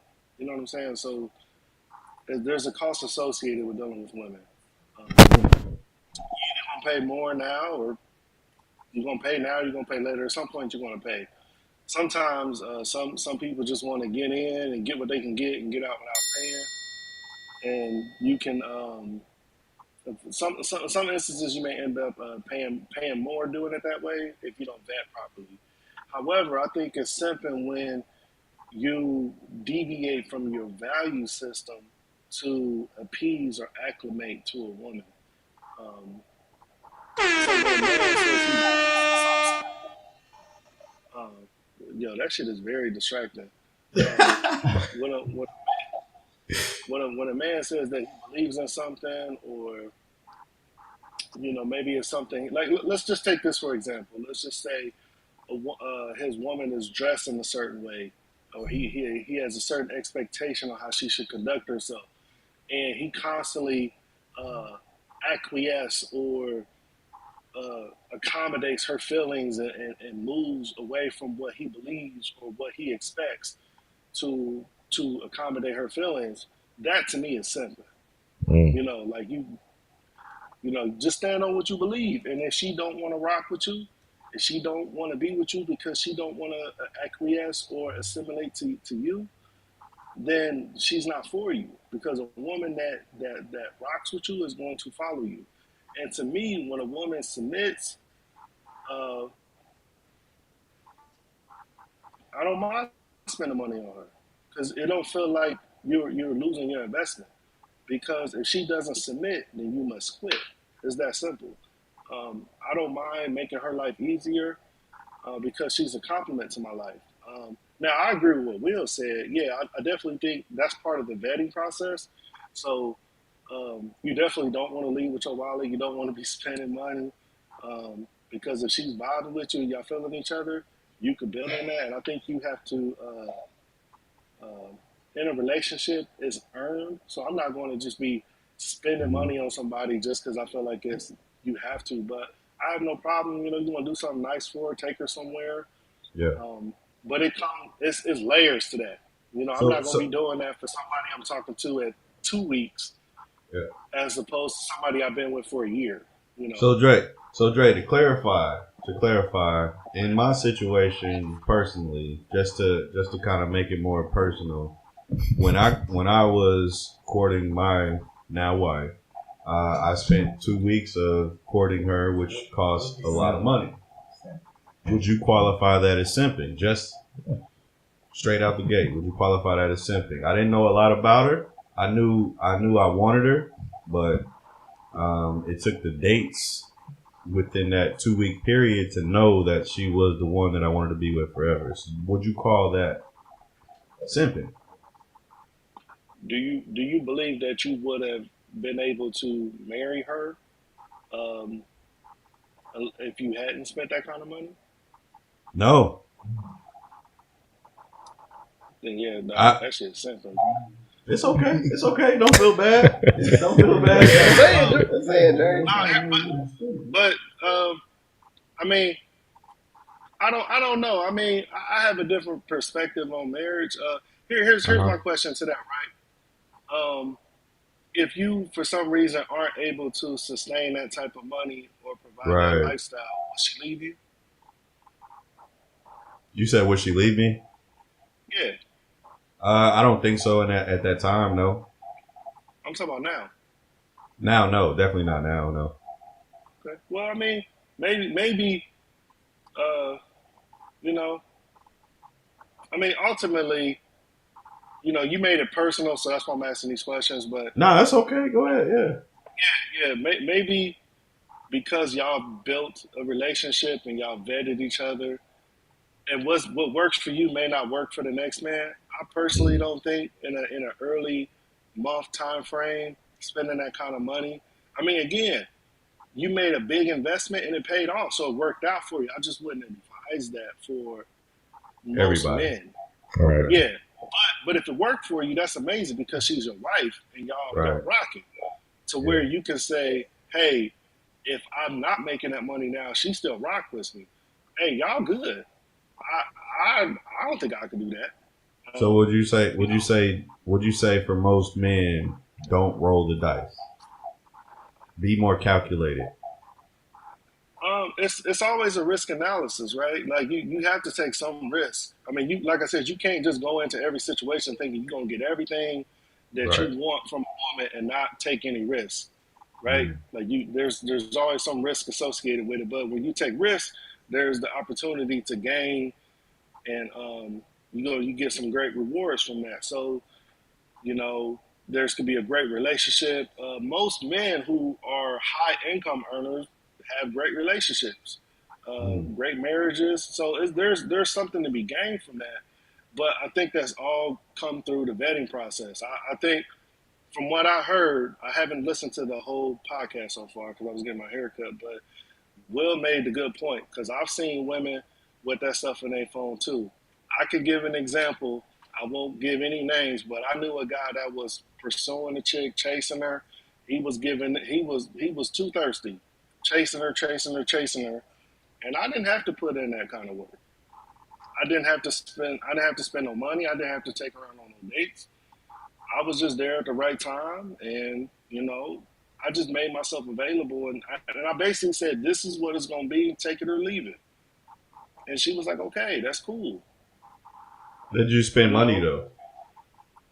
You said, did I eventually spend money? Yeah. No, did you spend money? Up front, no. Not up front, though. Did you spend some bread? No, but I remember being with her, and the other nigga was texting her, asking her, did she want food? And I was like, hey, I'm hungry Wait too. a minute. Hold on. Now that's wild. That's something I never. So you were on a date with her, and another dude was texting her. I wasn't even on a date. We were just chilling in the house. Okay. We was just chilling in my house, and she like, this nigga texting me, asking me, am I hungry, and whatever I want, I can get. I'm like, well, shit, I'm hungry too. But I knew the person, so I didn't want to play the person like that. But that's where simping gets you, because you're making yourself too available, and you're willing to do something.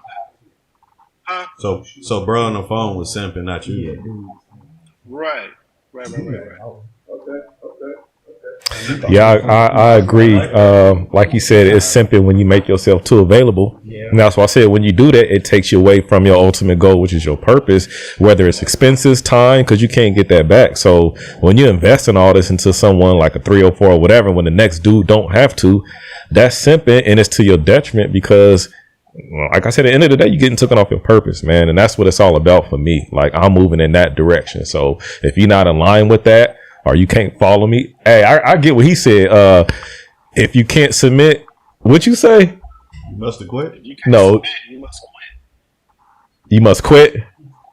Yeah, you must quit. If you can't submit, you must quit. As far as the women or men? Because both. That matters. I have a biblical perspective. Like God created the women for the man. He didn't create the man for the women. So, like Steve said, a man that's on his purpose is working, building, doing what he's supposed to do, and God brought the woman to the man as the helper. So she should be in your life in the capacity as a helper. So to multiply. She's not, to multiply. Like she's there to help you add on to your life. She may be good at, you bought 5 houses. She's able to help you get up to 15 houses. Who knows? But whatever it could be and whatever it is you're good at, she should be helping you do that, your vision, not the other way around. Your vision, she should be so fixated on helping you do complete your goals and follow you.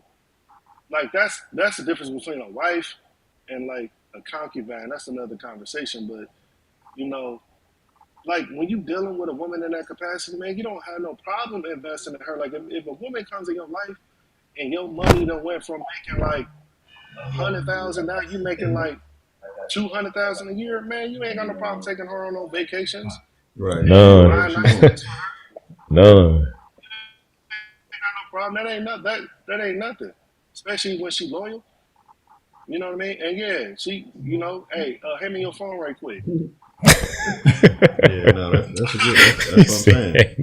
I like that. I agree with you 100%. Now, when it comes to these relationships, right? We're on a different level. Like, we're not just courting her. We're now in a full on relationship. Where's the money go then? Like, do you just spend it however if she's worthy of it, or at what point does the simping stop? Is what I'm trying to say. So, I don't think it's simping. I mean, I don't equate money as simping. But it depends on, because where you spend the money at. Like, to me, I don't know. It's like if you want to do nice things, like let's say, maybe you like going on nice vacations and you want to spend $15,000. To you, that's not a lot of money. That's only, 5% of your discretionary income. To the next man, that's all his savings. That's all he got, bro. It's not, you're not there yet. You shouldn't be spending money like that.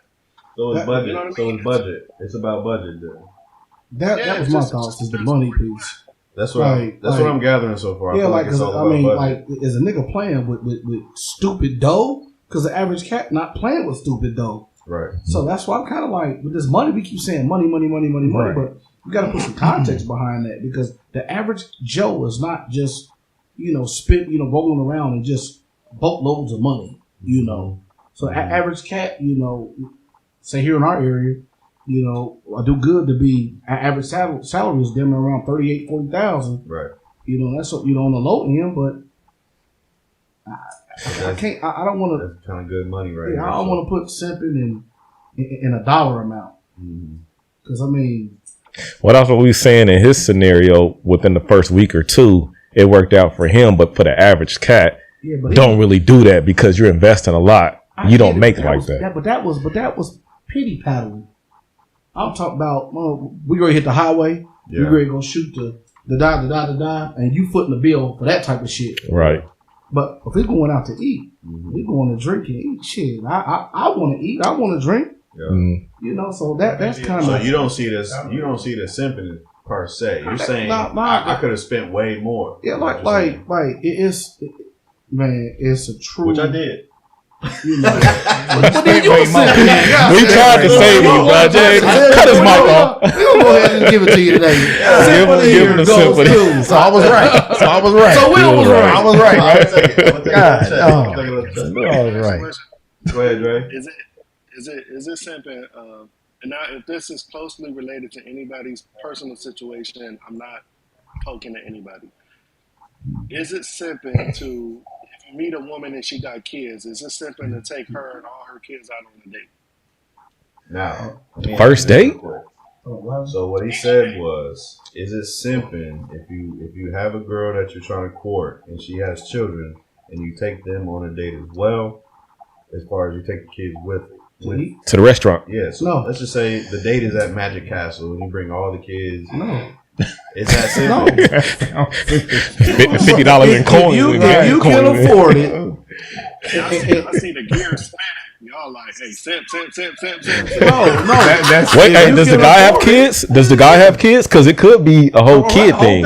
Right. Yeah, but if he don't got kids, let's look at this shit realistically, y'all. You not bringing yours? Nah. See, I'm doing like a kiddie. Why you ain't? If it's a kid thing and they got a kiddie date, then it's levels of that. I'm not about to sit my kids down and be like, okay, this is about to be your stepmom tomorrow. That's the problem. No, it's not the problem. I'm not bringing my son around. What you explained to him. Like, if I'm going to ask my babies, hey, y'all want to go Magic Castle? Yeah. All right, cool. Come on. Yeah. Oh, hey, here, this is da-da-da-da. But here, go play. Can I get to know her before I meet them kids, though? Like, I want to get to know you first. I'm just saying, based off Dre's question. Oh. No, it's not simping. Like, based off Dre. Even if you don't take your kids and, for sure. Hell, she might not have a sitter. And I ain't all right, shit. You might be like, you know what? Shit, that's all right, cool, bring them. Hey, I'm not paying because I'm trying to kick it with you. Yeah. So I might just say bring them. Right. But it's not going to be an every trip thing. Right. But you set that standard, though. That's not no. It's not a standard. Because then they come. Say, can I bring them again? And you say, right. Well, why can't I bring them again? Exactly what I'm going to say. You say, nah, not this time. It's a package deal. It's a package deal. But that comes with motherfuckers not being real. Because I'm gonna be real with you. Now in the second go round, can the kids come? No, I really was just want to kick it with you. Yeah. Shit. Oh well, then if you don't like that, then you're not for me. Bye. Right. Peace out. Like you're not for me. Yeah. It's not my responsibility. They got a daddy. Go ahead, Dre. What's up, Dre? Let me build on that. So going back to what I was saying. So if you as a man are making a decision to say, if you're messing with a woman when you as a man know that you don't want to mess with a woman with kids, and you're willing to pivot from your personal value system, you're simping. That's simping. That's a different scenario that you just presented. That's a different scenario. I know. Yeah, now if you're willing, another man may be willing to date a woman with kids, and he's okay taking on that role as stepdad, whatever it may be. May not be for me, it may not be for anybody on this panel, but I'm saying we can't look at that and judge and say that in itself is a simp, because that dude may be, if you're taking on a woman with kids, you should be willing to step up and be a stepdad. Yes. Yeah. No, hey Dre, Dre, and that's real, Dre. Walking into the situation, she got kids. If you're pursuing her, it's a package deal. no questions asked. You ain't stupid. Because that means you're a heartless bastard if you about to just only talk to her, bring her food, and don't bring the baby's food. You a heartless bastard. We talking off rip though, right? Off the rip. As a man. Off the rip, you're a heartless bastard. Hold on, Dre. That's crazy. Date number one. Hold on. You a heartless man? Hold on. Hold on. I'm gonna be heartless. Time out. Go ahead. Date number one. Yeah. Because, like I said, sometimes we don't put enough context behind the thought. Date number one. This is a solo date, me and her, right? Right. Okay. No, my expectation is to take her out. Exactly. Yes. My expectation is to only take her out and we're vibing doing us. Right. Now, if we kind of into it and we rocking. Yeah. Now I've leveled up a notch. So it should be like, babe, hey, do you mind pick? If I grab the kid something? No problem. Here, yes. Order away. That's because different. one thing about me is okay, you're not gonna break the bank, but hey, I was gonna order, a thing of wings. Sure. I'm petty as fuck if I can't afford, because. But I'm assuming this is all off initial. Yeah, no. Initially, no. I'm just only there. We're talking about first time. Yes. I'm only. If we grow to that, yes, then hell yeah. We about to go out. Her. Yeah, if we grow to that, if all the kids come out on the first day, yeah, I'll fuck around and pull off. that's what we say. And that's my right hand to the father. That's what we say. I'll fuck around and pull off. Yeah. Because that's not because I didn't sign up for that. And like you said, not on the first day. Communication is key. That's what I'm saying. So if that communication was only, okay, hey, I'll pick you up Wednesday, let's say 7. All right, and I pull up and 3-4 of them come walking up behind her. Yeah. So where they going? What we doing? We didn't have this conversation. I have a better question. But let's just say a man grew up. Let's say a man, his dad died at a young age. Right.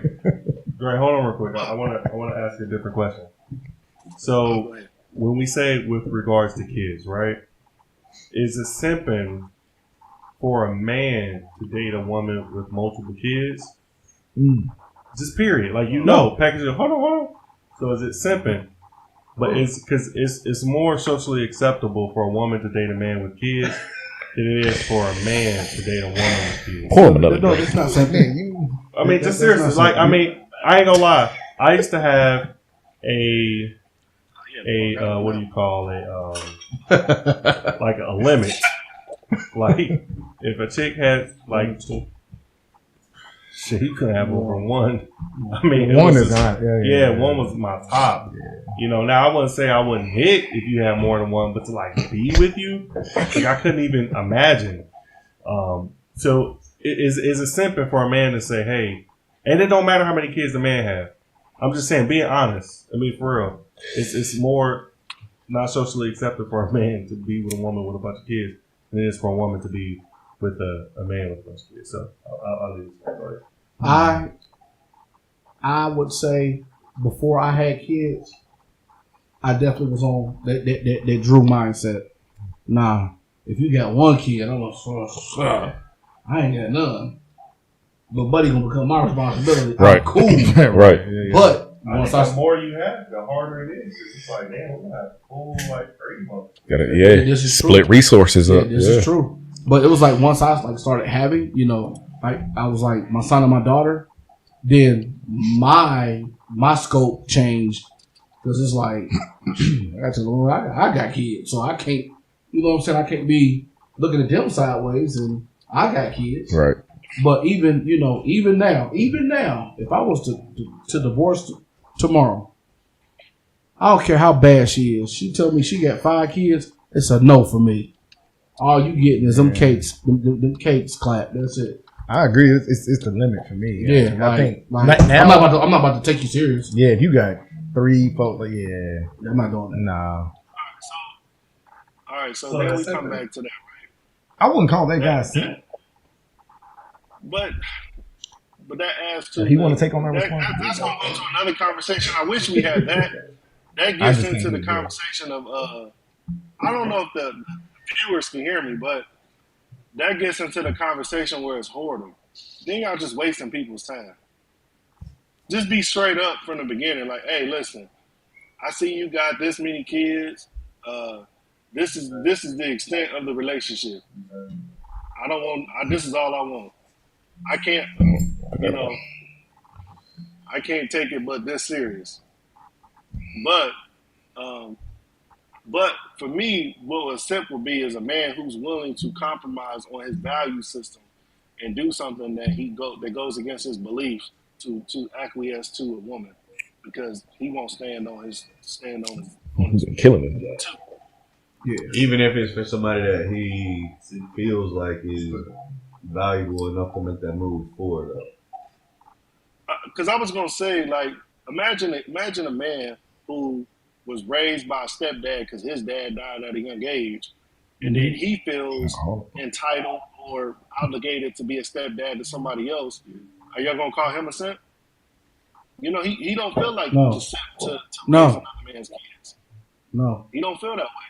So I think the rhetoric needs to stop. I mean, I respect men who do that. You just may not be willing to do that and stand on that. But to me, like I said, simp is moving from your value system to accommodate somebody. I like that. So from what I was hearing in here was like it might have been the budget that qualifies as simp. And then I've also heard that it might have been how long they've been together that qualifies as a simp. And you're saying what qualifies as a simp? Just to be clear, I want to say, what do you feel qualifies as a simp? Just very simply, when a man is in a relationship or dealing with a woman in any capacity, and he has his value system, and he's willing to pivot from that value system to accommodate or acquiesce to the woman. Okay. So if he goes outside of his natural boundaries to say, I want to court this woman, that qualifies as simping to you. Right. To me, that does include a man operating outside of his masculine nature. But I don't want to force that on other men. You know what I'm saying? Right. So that's why I wouldn't want to get into that rhetoric where, you know, like I said, as the example, if a man who was raised by a stepdad who lived a good life, had that masculine role model, and then he grows up and all he hears is rhetoric saying, if you a stepdad, you a simp, you a simp, you a simp. Well, his dad died at a young age. So he's not entitled to that masculinity. You know what I mean? It's just, it's rhetoric. Stupid. I hear you. Now, when it comes to relationships in general, I feel like a man might have a question for you when it comes to your point of view on. So just to clarify, you're saying if a man steps out of his personal realm of what he deems okay to court a woman, and he's saying that this specific woman requires more, that is a simp to you. Yeah. Okay. Does everybody agree with that, or anybody? So I normally go out and do A, B, and C to go get a girl, and it works for me all the time. Mm-hmm. But there's this one girl that's not qualifying. She's not messing with it. It ain't gonna work for her. You don't know, but you just look at her and say, I feel like she needs more to prove to her that I'm the guy. No, I'm not doing that. I'm not giving you more. I'm not doing that. I am who I am. So that super simp level. Yeah. You a sucker. Yeah, you a whole sucker for that. You're an old fashioned sucker. Yeah. What's up, Dre? Does that mean like being somebody that you're not? That's pretty much what it is. Basically, yeah. I mean, I'm not cool with that. But I get during the initial courting phase, putting your best cards forward. But I wouldn't be like the type of dude putting charades up and you can't keep it up, because then it's not really you that she's dating. Right. That's what I was saying with it being sustainable. Okay. Well, I definitely feel that 100%. Hey, Dre, thank you for calling in. I want to make sure that Now I want to make sure that you keep following us, man. Like every time you call in, we do appreciate it. You got a valuable point of view. We love that here. Tell Dre, I want to make a statement about YouTube real quick. Because him and I will do a special show. Yeah. I would like for you to do a special. So real quick, Dre, if you can do like a 30-second breakdown on how you feel about polygamy out here, that would be great. And we're going to do a whole nother episode on it, but we feel like you got a good, valuable point of view on it. I don't think 30 seconds is enough time to really do a breakdown on that. Only thing I would say about that very briefly, if I can get like 2 minutes, is when you look at the. Hey man, I ain't doing no 30 seconds. Hey, come on, shoot, Dre, shoot it, Dre. Let's talk about it next time. The question is, does monogamy work in our current culture, and does it help the black community? Look at the marriage statistics. Look at the current whoredom. Look at the out of wedlock births. Look at the STD rates. Look at the kids, broken homes. Let's talk about it. Okay, I appreciate that, man. We're gonna figure out a way to elaborate on that. We definitely want you to call back in when it comes to that. It's not for everybody. I wouldn't push that. I'm not even saying this for myself, but it's just something to talk about. So just to be clear, you're saying polygamy is not for everybody. You're putting that blank statement out for now. Yeah, correct. That's what's up. I think I agree with you on that. Hey, can I make one last statement, for 5 seconds? For sure, go ahead. If you the kind of man, if you can't even go talk to your woman about it, if you can't go to your woman and say, hey baby, I'm thinking about taking another wife, and she not go off on you and go crazy, that'll let you know right quick, fast, in a hurry who's in control of that household. So if you can't even go talk to her about it, you are not the man that this conversation is targeted to. So this is why. So hey, that's a bar. This is to alpha man only. That's a bar right there. Dre. We appreciate that, Dre. Go ahead, Coach D. Hey, Dre, I just want to give you your flowers, man, because I wouldn't have a college degree without you. So I just want to give you your flowers, man. Hey, I remember that text message. Yeah, hey, I just want to, I brag about you all the time. I tell people, not two-head Drew, but Dre. Why you hating on him, man? He ain't got no little Dre back there. Turn around. Put the camera on the back. You ain't got to do that, Dre. Don't worry about that, man. Listen. Well, again, we appreciate you calling in, man. And we definitely want you to call in the future. Keep us going. And keep following us, all right? Will do. All right, fellas. Y'all take it easy. You too, bro. Appreciate it. As far as everybody else, make sure you guys are liking and subscribing. Please, we need you guys to keep us going. We need this live feed to keep feeding the people. You know what I mean? So if we're not giving y'all what y'all need, let us know. Hit the comments. It is what it is. We will never be upset. But keep following, keep liking, and keep commenting on everything that we're doing, because again, we need y'all to keep this going. And regardless, we're gonna still go, but we need y'all to keep this going and make it fun for everybody. I did want to say something. They ain't gotta hear it, but I wanted y'all to talk about it. Back to the topic of the original topic of the video, we talked about going through your girl's phone, right? Mm-hmm. Can y'all touch on long distance relationships in the sense, let's say I got a homie who has a long distance relationship. So I got a friend that has a long distance relationship. Let's say you only see your girl 3 to 4 times a year. When you go down and see her, she go in a rush and take a shower. Right. Peeking that phone? No, because that's long distance. That's a different trust all in itself. Yeah, like, cause if you're willing to have a long distance relationship, y'all have a whole different level of trust. So going through her phone is kind of. So you're saying I feel like it has to be. Yeah. There. Tell her call in. Send her the link. You got the link? I'm about to do it right now. Okay, this is what I say when I go back to that phone. Right. I do believe that it's a level of extra trust you got to have to deal with somebody in a long distance relationship. For sure. And I think that if I go see you, I ain't gonna lie, I'm gonna look. Nah, why? Man, look. Long distance.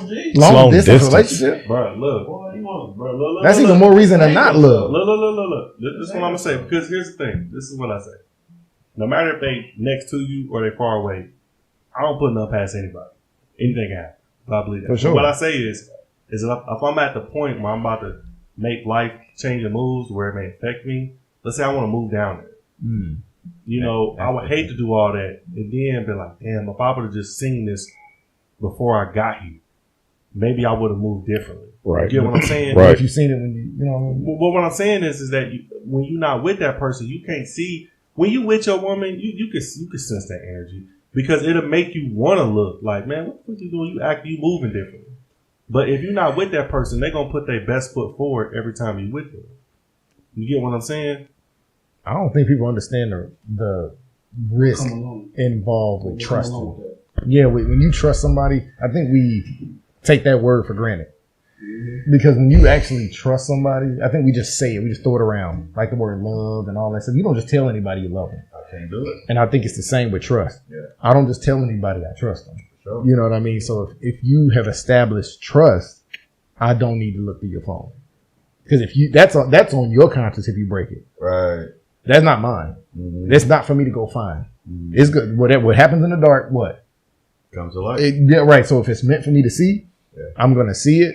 But if I don't see it, then hey, you got one off. If you are doing some shit behind my back, but I'm not going to go looking for it. Yeah. That's my thing. Looking for it is kind of like, I mean, you creating that toxic energy. I just don't. Because you know what you're looking for. Because I'm looking for negativity. I'm not looking to see. I'm looking for told negativity. Your dad have a good day. Yeah. I'm looking to see. Because I'll take the smallest thing. His penis. Exactly. I'll take the smallest thing and blow it up. Yeah. Because you said thank you with a smiley face, like I said earlier. What's the smiley face mean? Look. Now I can take stuff and run with it. I do believe. Now I agree that I think that personal thing is things to be taken out of context. I remember exactly. My wife and I got into it. I had a conversation like the niggas. We would like share pictures of women and shit like that.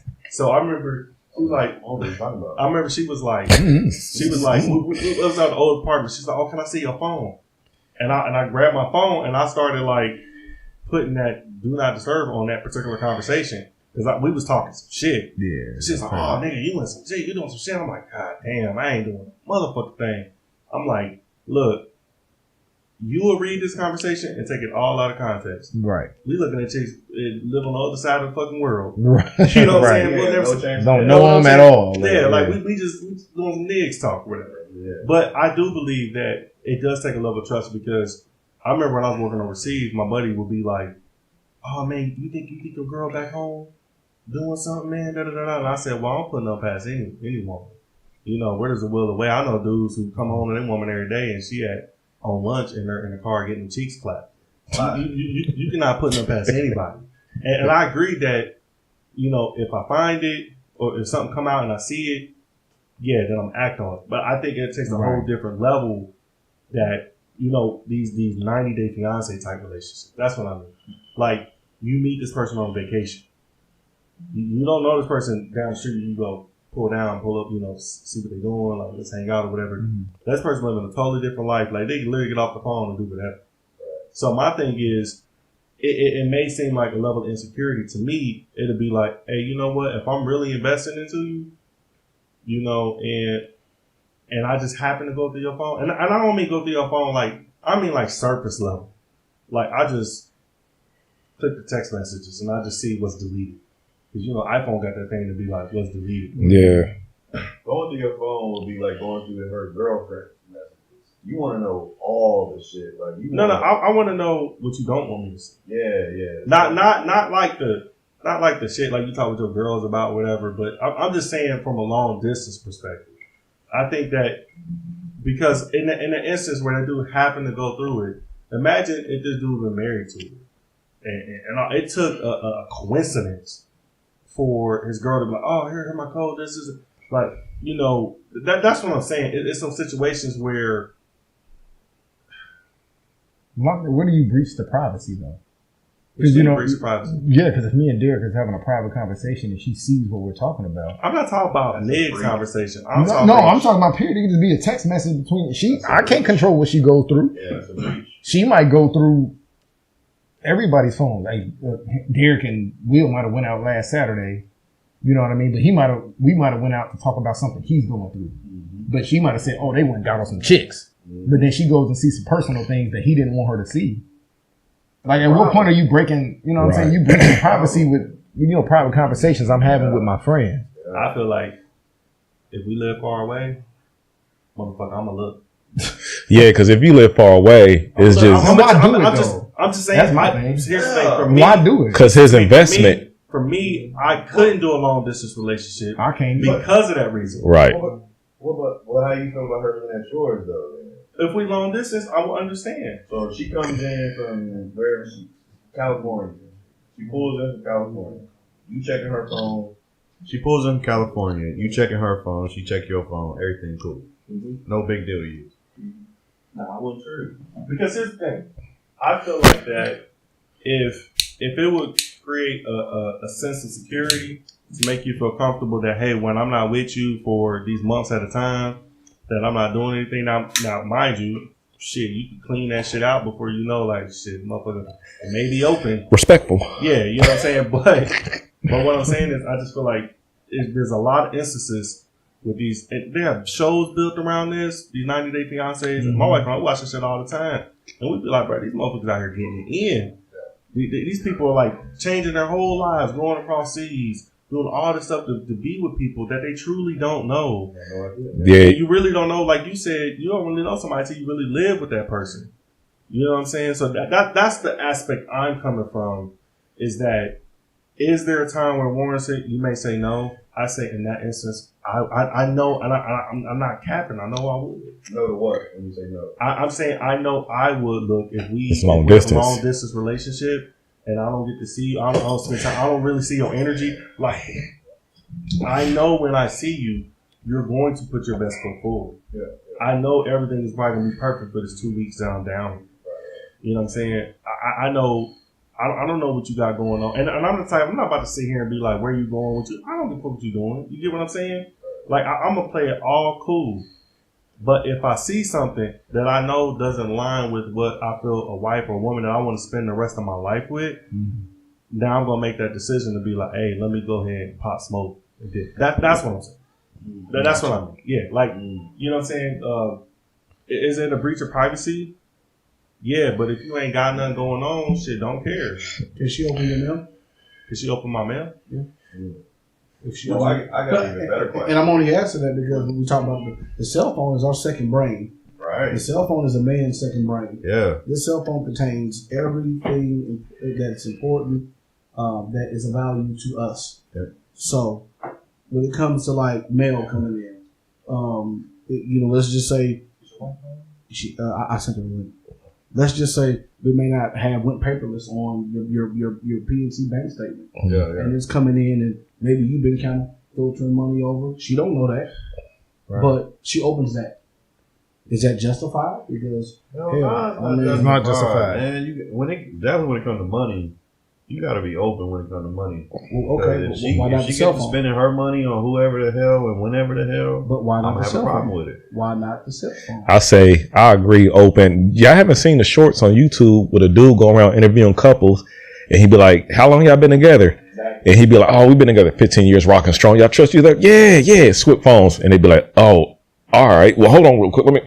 And then they'll switch it. Bro, you can tell the end of the relationship right there. I done seen people 20 years and they swap phones on camera. This black guy does it, and it seems like everybody always has something in there they don't want their spouse, even if they've been together for 20 years. Even if you're not doing nothing super shiesty, like there's some shit in your phone that I feel like the wrong way. It will be taken the wrong. They'll take it the wrong way. Yeah. If you wasn't there, if you wasn't having that conversation, you're gonna take it the wrong way, and it's just not cool. So my view is once you open the door for checking phones, you can't close the door. And when you can't close that door, what do we have after that?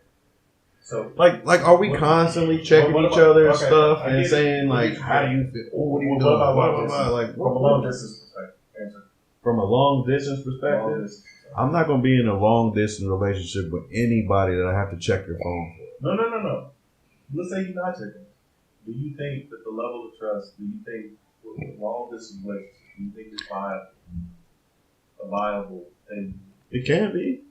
It can be. I mean, I've been in some long distance relationships, and they might have been rocking the right way. I might not have been the one making it go the right way, but they could have possibly have went the right way.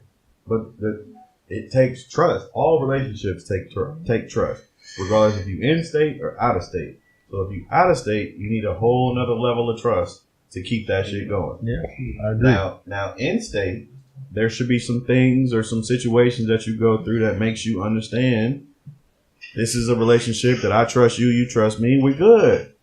But I don't feel like I should have to go through your phone to solidify the fact that I trust you. I trust you off of you. I trust you when you come into my house. I trust you when we do this and this and that.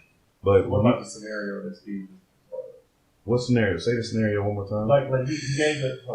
So he gave the instance where the dude was on the video, where he had his couple been together for years, like he said, and it was like this mental picture that they had in their mind. Like this one, it was this white couple, and they seemed like cool and all that. Solid. And this chick was like texting up dudes, and the man was like, "Who is this man?" It was nothing in her behaviors that made him think anything until he went and seen that conversation. He was like, "What is this conversation with this man?" So naturally, I don't care who you are.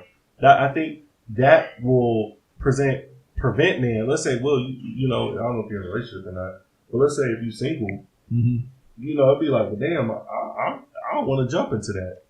You know what I'm saying? Because, you know, sometimes it may not be actions and the behaviors. You may think, man, I got the best one ever. That's why I say I never put nothing past anybody. True. No, I agree with that. I don't want to search. I don't want to go through any of that because if something come happen, I know how I'm going to react. You know I agree with that. I know how I'm going to react. Yeah. So dig this. I'm glad we're talking about this because this is part of my journey in marriage, before marriage. So I got my wife on the phone, and I want y'all to ask her. She can't. Hey, are you not able to call in? So like, we want. She don't have to do her camera. Yeah. You don't have to turn your camera on. I did. Yeah. So like. Yeah, I sent it to you. I think long distance relationships are different, just so we don't have too much quiet time. Hurry to call in though, so we can, have this get it going. dialect. Yeah, so I think long distance relationships might be different, but in the same sense, I'm not going to be in any relationship whether I don't feel the trust. Right. Like if you don't trust me and I don't trust you, we cannot go too much further from here. So even if I have broken the trust, there has to be some type of system, some type of way for us to gain this trust back or work on this trust, because this is our foundation. Mm-hmm. So we have to stay with that. Like our foundation comes here. So again, long distance, in here, in there, wherever it may be, you got to trust whoever you with. Now, if you don't trust them, I suggest you move on. Right. That's my suggestion. Mm-hmm. But I don't. That's the key word I was saying. If it's not trust, if there's no trust involved, ain't no point in none of this we talking about. What are we doing? Right. Where are we going? I 100% agree with that. That if there's no trust, I think that's a natural uniform thing amongst all relationships, no matter if just amongst friends, trust whatever. You get what I'm saying? I just think that from a long distance standpoint, I've seen too many, and maybe it could be just the way TV is pushing it now. You know what I'm saying? When I see like these dudes be sending money, they love these women, they go through all this stuff, and then come to find out the woman was doing all types of, even the dude doing all types of wild stuff that they didn't realize until that situation presented itself. You get what I'm saying? So it's just like, I just think with long distance, I think that I don't know, man. I guess I just know myself, man. Like I just feel like I know for me, just being like the type of guy I am, I know I would look. I know I would. Now what about like, let's say if, like in that situation, you ask your girl like, oh man, let me see your phone. I'm trying to do something. You really ain't trying to do nothing. And she just like something pop up. She act weird. Right, what do you right. do in that situation? Yeah. Let's say you don't look. Now I want to look. Now you say she act in a manner when you try to look, or not try to look, but you try to use your phone to do something. And now she's just like, oh shit, that's a red flag. I would say, I would say that's a red. And I'm like you. I'm looking. I'm like you. And another thing. Long distance, in-state. Yeah, both. No matter what, you looking at the phone. Yeah. No, say it one more time. Yeah. No matter what, I'm looking. If it's open, but you can look through mine. I don't care. But this is the thing though. What if I ask you, Derek? What if you look through her phone and it's nothing to saying that she's cheating, but it's a conversation with her and her friend, and she's covering up. Her friend is cheating on her husband, and she's covering up. Would that make you have a conversation with her? She ain't cheating, but she's covering up. Her friend is cheating on her husband. So would that make you look at her different and second guess? Well, you're not cheating on me, but your whole character, you covering up her though, and when we all rock together, like I'm looking at you sideways. How would you feel about that though? Yeah, and you asking me? Yeah, I'm gonna feel away because the same advice that you're giving your friend to smooth it over, I'm assuming is the same information that you would use to give to me, right? To try and smooth it over. Now, whether it's true or not, that's something to be figured out. You know what I mean? But the fact that you have this ready-made story put together to help your friend out of a situation that you could quite possibly be in yourself, right? That lets me know I need to watch out for that. Yeah, I definitely need to watch out for that. So is it simping to do that? What part? Like what Steven I said, is that simping? Simping to look. To look through, I think it is. It's simping to look through her phone. Based off what we said, I said more so from a long distance. He said, regardless of the situation. Are you asking me? Before. Yeah, it's simping to me. I'm sorry, it's simping to me. Be only off of the strength of whatever relationship that I feel like I'm gonna get in, whatever relationship that I'm in. I would hope, not even hope. I'm in a state of, I understand that it's not going to go in a certain way. It could go some way. I can't control that. But the fact that I'm in this deep relationship with whoever it may be, I feel like that we've had the conversations, we've had the understanding to know that she won't do A, B, and C to me that will, deflect me from feeling how I feel naturally for you. Right. But right. Okay. Yeah. So, all right. Yeah. I would agree with that. Like, for example, I think in a marriage, that person will know, right? Because you set them boundaries. Like Will said, if you got away with it, you got away with it. You got away with it. You better pray I never find out. I don't care if it happened. I don't care if it did the entire time. If I found that it happened during this time when we were together, we got a problem. Yeah. We got a problem. We got to call her. And a caller at the same time. Take it easy. There you go. What's going on? We got somebody on the line calling in with a little bit of weigh in on this subject. We're waiting for him to log in. Just give us 1 second. Next caller, please.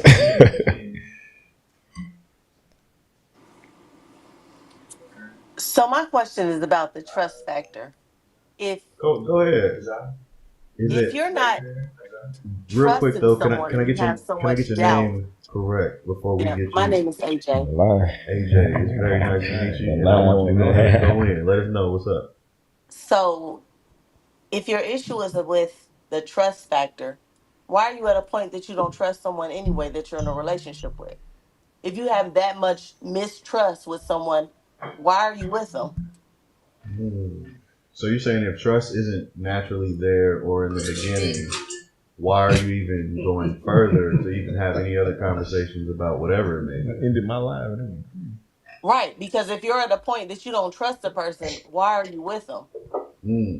So can you guys have a relationship without trust? Is what it sounds like the question may be, if I'm getting it correct. I think people degree of trust. If you're second guessing everything that she or he is doing, okay, I mean, why would you? Every single moment of your life, you pretty much are second guessing everything that they're doing if you don't trust them. Mm-hmm. So why are you with them? Right. So she's saying if you're with somebody and you're constantly second guessing their whatever they might be saying, you don't believe it, whatever it may be, why are you even with this person? Whatever it is. Well, I would say not constantly second guessing. No, because you're supposed to be with them because you trust them. But what if some behavior came that warranted some suspicion? Whether they said they was going to be somewhere and they wasn't, they did something shady, and now the story. Come on, gut feeling. You know if something's not lining up. Right. Maybe a bird was in the ear. Someone told you anything. But that might be the reason why you looked in the phone. Trust. That exactly goes back to trust. Because if you're at a point that you feel that anything is happening and you can't ask the question, why are you with me? But people lie. You can ask a question all you want, but if they feel like they're going to get away with it, they're going to lie because they feel like that's what we do.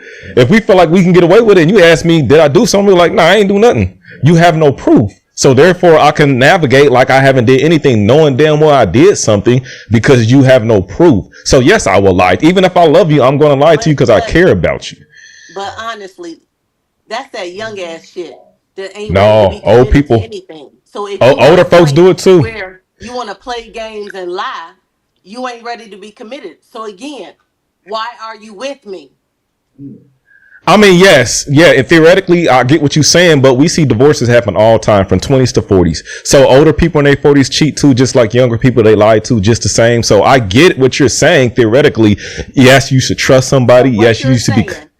So what you're saying is ultimately, at the end of the day, for whatever fucking reason that you choose to call it, whether it's saving my feelings or anything else, you wasting my motherfucking time if you don't have the audacity to be honest with me.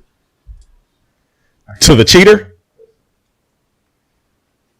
You saying to the cheater? I mean, as far as we talking in the realm of don't trust somebody. So it's a million reasons why you don't trust somebody. But if you don't trust me or vice versa, you wasting my time. I'm looking through your phone so you won't waste my time. Yeah, that's the whole thing. Like, so if I see some movement or someone tells me something and I address you about it and you tell me, oh, that was this, that was that, and it's my gut feeling that that's not the truth, I'm looking through your phone so you won't continue to waste my time, because you could be lying. After all that speech you said and you give me all kind of speech, you still could be lying, and I still can go through your phone and figure out, you know what?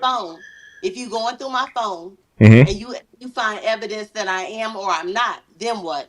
That's up to me. That's what I'm saying. Go through the phone with a reason. If you find evidence, and you go through the phone because your head or you've conditioned yourself to believe whatever it is that you choose to believe, and that's not the fact. So when you go through my phone and don't find evidence of whatever the fuck it is you're looking for, then what?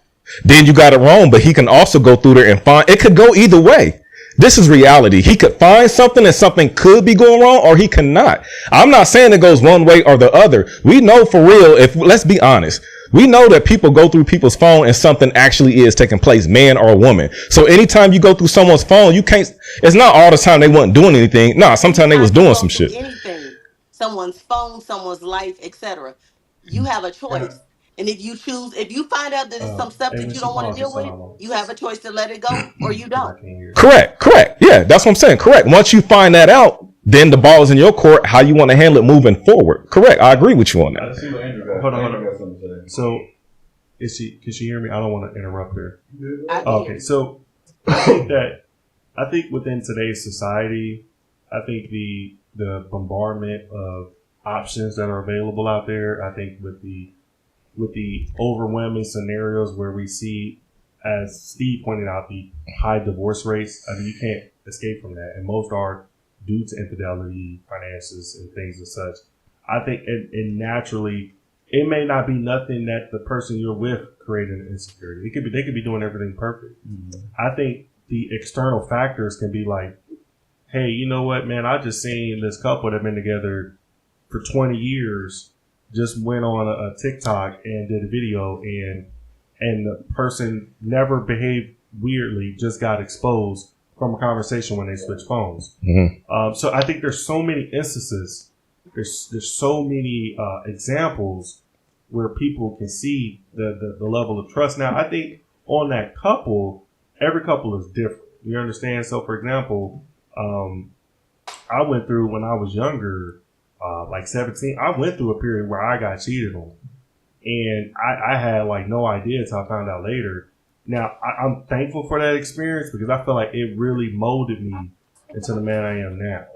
Where it comes to, I know how I deal with stuff, where I know I have a zero tolerance for it. Where I just feel like that, hey, I'd rather keep pushing, keep moving on. And like I said, every relationship is different. I think that, like, for example, if my wife went through my phone, I wouldn't say that. I wouldn't be mad at her. I would say, okay, hey, I don't know what external factors, maybe something you've seen, maybe something I moved. But if it makes you feel comfortable because I love you, I'd rather work on that and let's build this and let's do something to make sure that we move forward properly. Does that make sense what I'm saying? Because I don't want a situation where, and it's natural. I mean, we live in a world, there's too many examples where this stuff happens where people can have a whole separate life and the other person have no idea. Right. And they rather live blindly. So it's like, I guess I wouldn't want to be that guy to be on in a situation where I find out something 20 years down the road. Right. And I never knew this person. This person never gave me that energy. This person never did that. And I just found out, from a little TikTok video, I just looked at her phone and just seen she was talking to this guy. I never even know. I don't even know who this guy is. And I look like the fool because I never knew that. So I think that it may not be nothing that you doing. I think that naturally, if you're in a relationship and somebody were to do that to you, or you do that to the other person, it may not be within that relationship that's causing that. Most likely, it's external factors. It's TV, it's the social media, it's so many things, instances where you see, it's natural.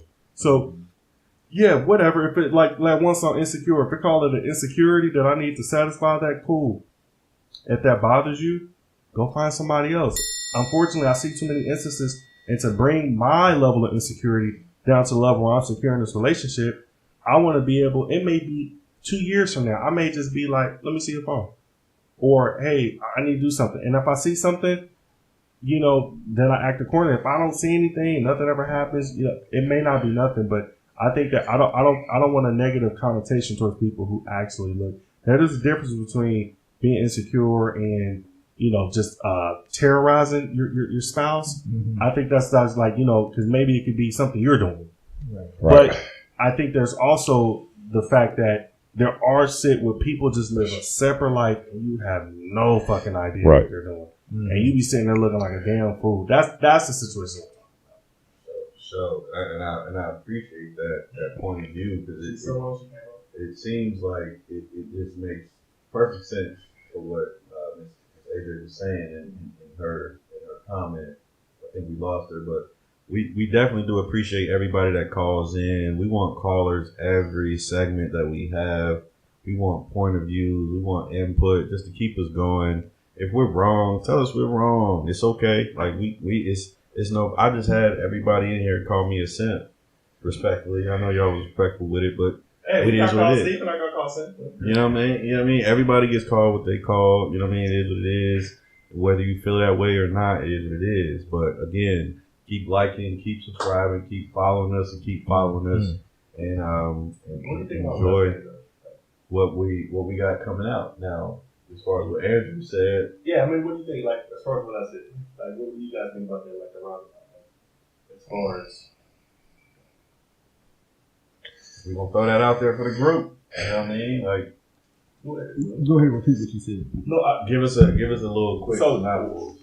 Quick synopsis, just recap. Right. I stated that there are many external factors that we can watch on social media, we can see on TV. Mm-hmm.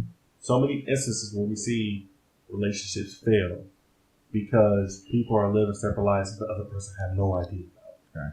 And it's a natural thing. For example, let's say you think this person is good with money. Is that wrong if you go behind their back and look to make sure that they're being right with money? Yes. Is that wrong to be like, I really want to see your accounts and make sure that you're doing things financially right?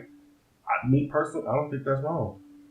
I think that if we're trying to have financial security and we're trying to plan for generations, and I'm thinking that you're doing this, but let's say we come to a spot where we need to go make a financial move, like, hey, I'm trying to get this property. Hey, we need to go get this, and then come to find out when we pull our credit that you have $80,000 in debt that I had no idea about. I don't look like the fool because I never looked. I took you on your word and just never looked. That's what I'm saying. Like, it's a natural thing to just sometimes take a look. And being somebody who works in cybersecurity, we always talk that there's what is called bad actors.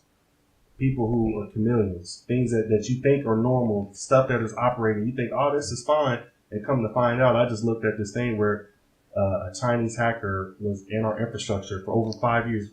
They had no idea they was there because they looked normal. So now the USA looked like a fool when it comes to our cyber initiative that the Chinese bad actors was in our systems for 5 years. Mm-hmm. So it's naturally to be defensive, to have that. I mean, to feel like you don't. I just think it's a willful disregard for a natural human instinct. That's all. It's like this. If you got to go behind and do something, then you have no trust. That's the bottom line. Trust is trust. Trust is trust Monday through Sunday.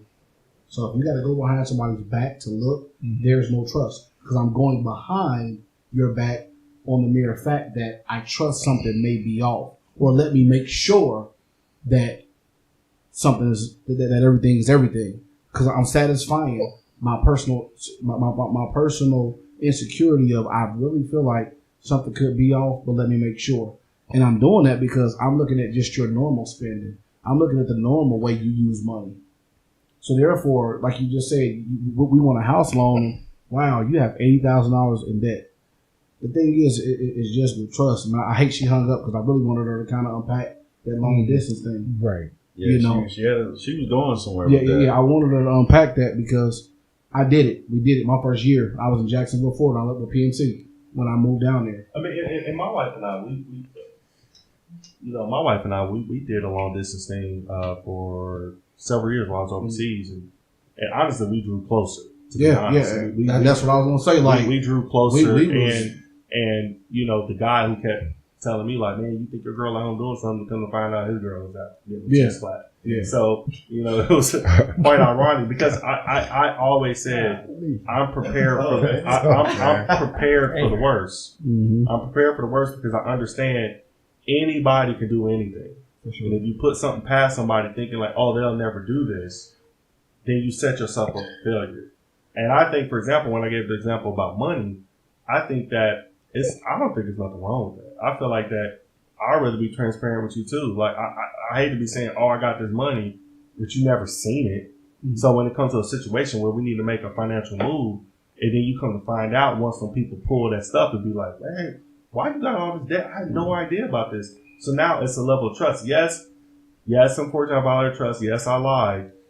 But what if she would have just looked and found out? And right, but my thing is ask. Why does she have to do that? But my thing is the ask. Because like Steve said, people lie. I mean, it's an unfortunate thing. But people ask, because you to be honest, you're not going to never know. But what I'm saying, you can ask all day, but if somebody is they still lie. They'll tell you. Right. Yeah. People are good at telling people what they want to hear. Yeah. To satisfy the room versus, coming with receipts. Like coming with receipts is like, hey, all right, everybody pull out your accounts.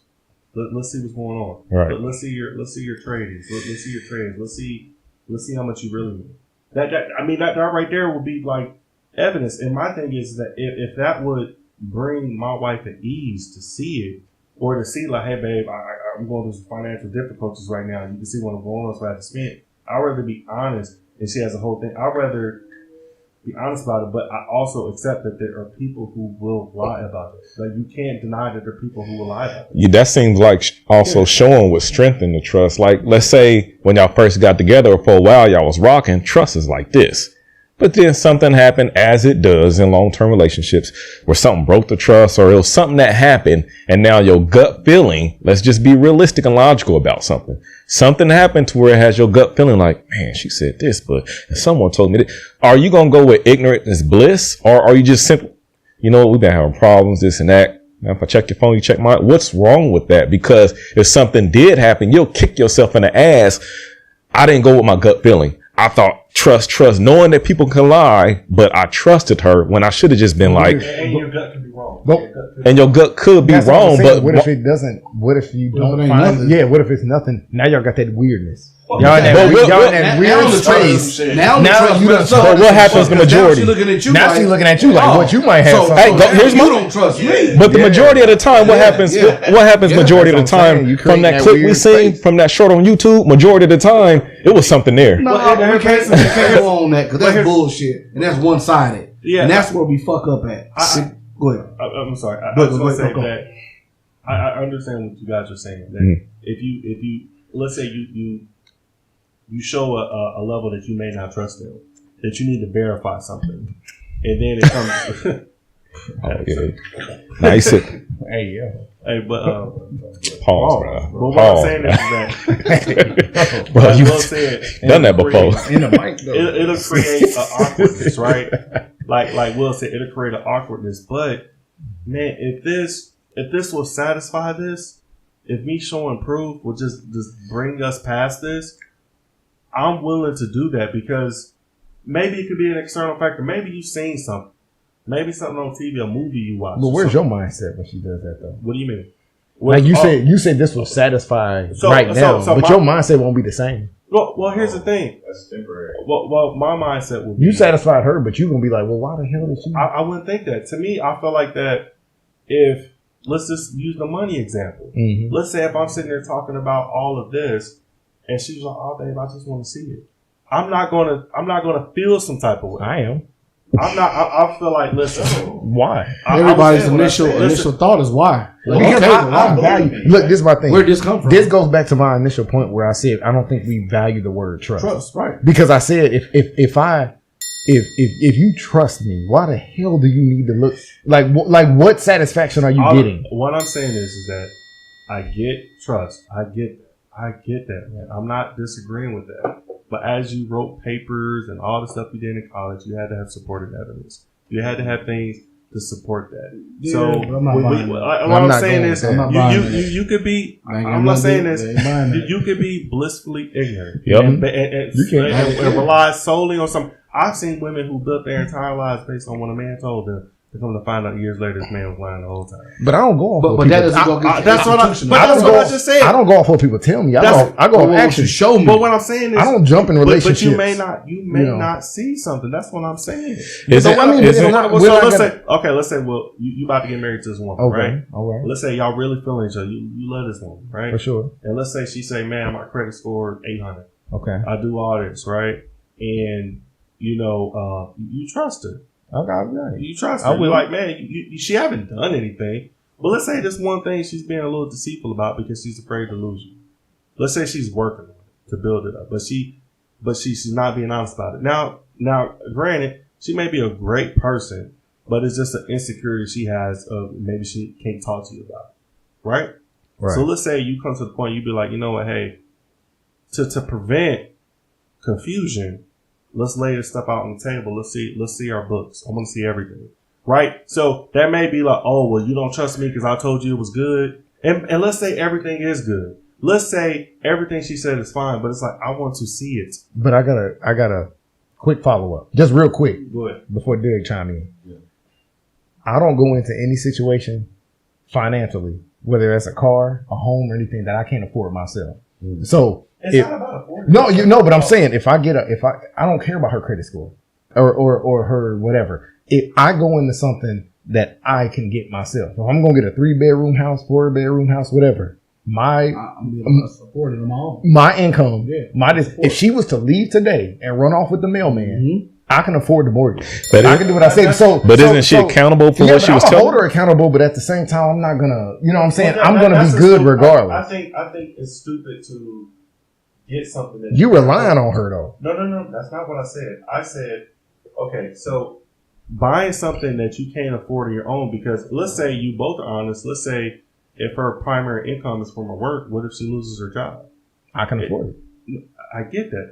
That's why you should make financial decisions based off a single income.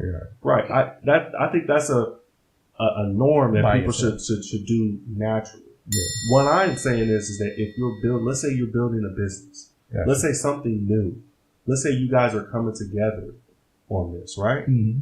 And it's not like, oh, I can do it by myself, whatever. But it's not about that. It's about doing it together. This is an empire that we're building. So if you wanted to go through and actually see the stuff, I want to see everything. I want to see the numbers. I want to see the accounts. I want to see all of that. To me, if I'm in a relationship and you get upset because I asked to see that, then, or you say, "Oh, but you insecure, you don't trust me," and all that. Like, hey, motherfucker, guess what? No, because I've seen instances where people be lying. Right. So if that makes you mad, hey, so then fuck off somewhere. Go be with. You can say real trust and not real trust, whatever. I don't care what you say. I'm a firm believer that evidence is real. So listen, because it should take nothing to provide receipts. Like, okay, here are receipts. Let's go through this. That's what I'm saying. And it's the same thing. Now, when it comes to relationships and stuff like that, I think that's pretty far to be like, well, let me see your phone to make sure you ain't doing nothing. I think that's extreme. So I don't want to make sure. That's where we started. Phone, so we done got to the financials. That gets a little. The water gets muddy. Financials, but water gets muddy because it's not as comparable. I only that's what I'm saying. We didn't start off. I only said that in the sense that if you're wanting evidence, but with the relationship aspect, there are external factors naturally, and if let's just say if you decided to look. Let's just say, like you just said, like, man, I just got a gut feeling. And let's say you are wrong. Let's say you off. Then you have to be honest as a man or a woman. Like, hey, babe, I apologize that I came at you that way. I seen this. I felt some type of way. I apologize if I came at you that way. Did you talk about it? We should talk about it. You know, no, out the gate. Did y'all talk about it? Because what I'm hearing is the hopscotch. We didn't talk about it. So I felt away, and I didn't come to you and say, hey, I feel away about this. Can we sit down and talk about it? And this is my you go through why. Phone, right? You didn't. This is my why. Y'all couldn't. I'm telling you, like, this is my why. Y'all couldn't have had a conversation. Wait. Like, I agree. Because I sit here and listen, man, and I'll be like, some of this shit be unrealistic, man. Like, for real. If you don't have trust, you don't have trust. And people take that shit lightly. Mm-hmm. Trust is a real thing. The thing of it is you don't know it's a fuck up till it's a fuck up. Yeah. So if she say I'm good, I say I'm good. Okay, cool. We go to get this house loan. You ain't good. Now I have a solid reason to not trust you financially. But is it your fault for not checking her? No, it's not my fault because at the end of the day, her phone. That's not checking her accountability. You missing it. No. I'm just asking. No, it's nobody's fault. You know why? Okay. Because if I trust you, we together, right? You, my wife. This is a union. Yeah. If I have real trust, like he's saying. Off the cuff. Okay, cool. You say we're good. I trust we're good. Yeah. If I tell you we're good, she got to trust them. We want these women to pour into us and trust what we say. Right. But we got that energy go both ways. Right. And we got to quit acting like suckers and acting like you don't. Like it's a man's world. It's a us world. Right. But the thing was, can you go through a woman's phone though? That was a topic. Man. Hold on. And even in going through a woman's phone, the thing of it is this. Some motherfuckers look at it like this. If you don't want it done, the golden rule, treat others how you want them to treat you. Right. So if you don't want your phone going through, don't go through hers. Right. Some people live by that. Right. I believe both ways. Both ways. But on the flip side of this is this. Fuck going through their phone. Let's sit down and talk about it first. Because you can erase whatever the fuck you want to. Tell me the truth first. But let me sit down and talk to you and give you my why. Yeah. I feel like you moving funny. So let's talk. What's in that phone? Yeah, let's talk about. But ain't no. Oh, let's switch phones. That shit ain't real. It don't happen. So no what if in our community at all? I agree with that 100%. So what if they sit down and talk to you and still like ask anybody who's been divorced? Trust is not the same level the whole way. My mom and dad divorced. Exactly. And what happened to the trust? And what happened? Ask people. Anybody who's been divorced, ask them what happened to the trust. From the beginning, it was strong, but when you in that courtroom, they'll tell you, "Oh, well, you know what? I thought I trusted him, but I didn't. He told me this. She told me that, but she lied." People lie. Be a fuck up to get to that point. So you don't walk in a relationship with okay, I trust you, but you know what?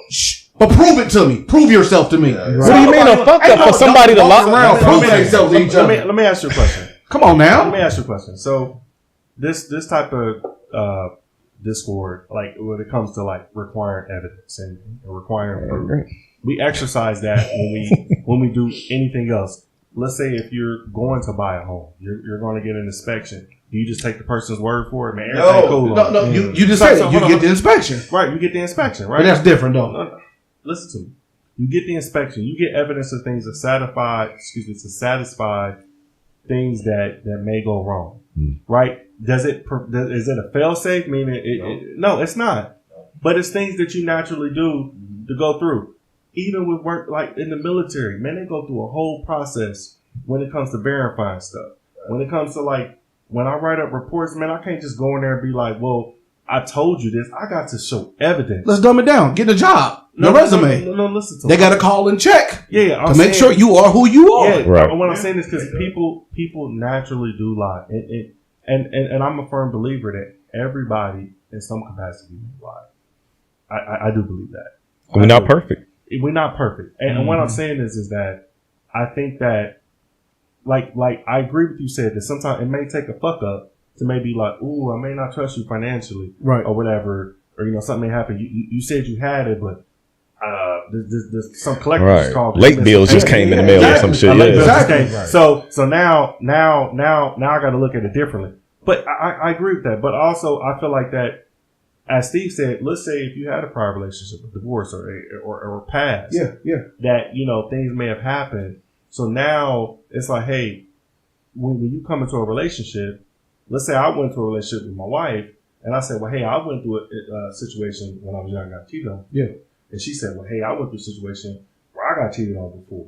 You know what I'm saying? So I may be more observant. That's not saying you doing anything. Yeah. My point is a fuck up had to happen to plant that seed here. Right. But you don't walk into it. But that's an external factor, right? Exactly. That's what I'm saying. Not expecting one. That's what you're doing. No, that's call a bird. No. I said what you doing. Something happened. Maybe she acting funny. Maybe she moving funny. Not on you. How do you know you fucked up? How do you know she didn't fuck up? No. I said a fuck up. I didn't point a finger. So should you just believe? So you should just believe off rip. What did you say? People take that word trust for granted. If I really trust you, fuck what she did over here because she ain't you. So if he beat her up over here, that means I'm gonna beat her up too. Right. I feel like so. If she's moving funny, based off him doing it, I have to have a conversation with you. I'm not him, and if you keep moving that way, you're gonna be by yourself. Right. But it took that fuck up to happen. For there to be rain in that forest. I'm gonna say that. I'm gonna say that. I'm pass it back to my man who's running the show. I say that I think that I agree that trust is a very important thing. It's a muscle. It has to be worked out. It's something that if you feel there's weak in the area, it has to develop. It's like a wave. You may go through instances where your interpretation or perception may be based off external factors that you may not be realizing that, hey, this is affecting me. Let me build on it. And I think for a relationship to be golden, you can't be like, oh, it's 100% all the time. It's not happening. Like I remember J. Cole. I know, but I'm just making the point that, J. Cole said sometimes you may fall out of love. So you have to do things to build stuff back up. Relationship goes through stuff, So it's one of those things where, for example, I may have not ever done anything, but if I say I want to be with this woman the rest of my life, I know I'm not doing nothing.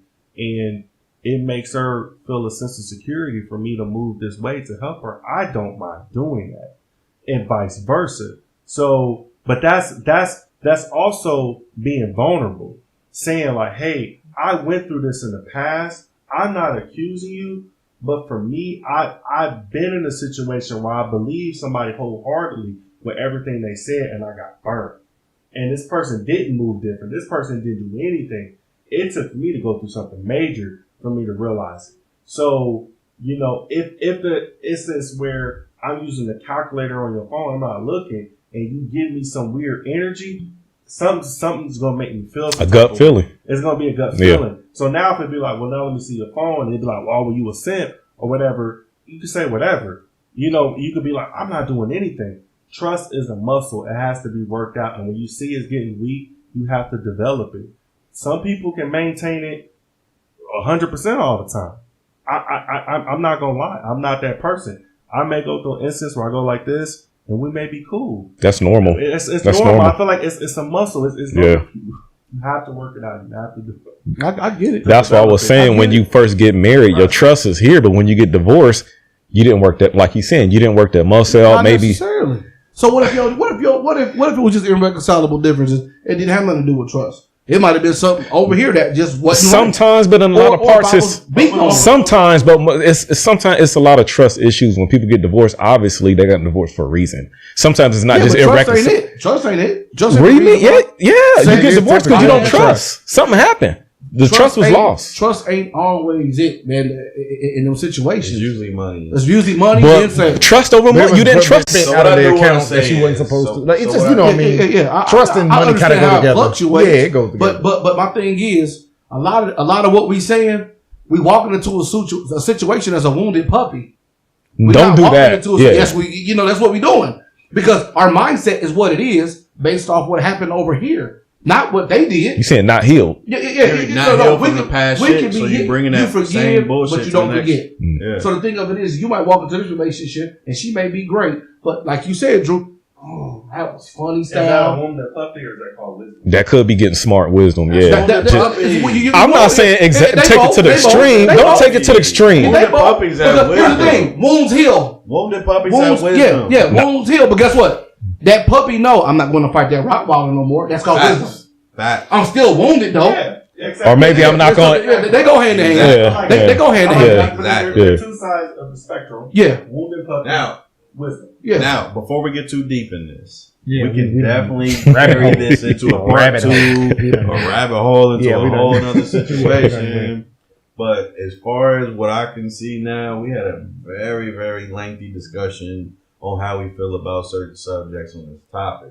Now, if our topic should change into what we expect in these relationships or how we move in a brand new relationship, maybe we should, try and find a new topic. If you guys have a topic regarding relationships and how, maybe let's just say, since it's all men up here on this topic, let's just say how men should approach relationships. If you guys have comments on certain types of relationships, on what difference is in relationships, whatever it may be, we are welcome to all topics.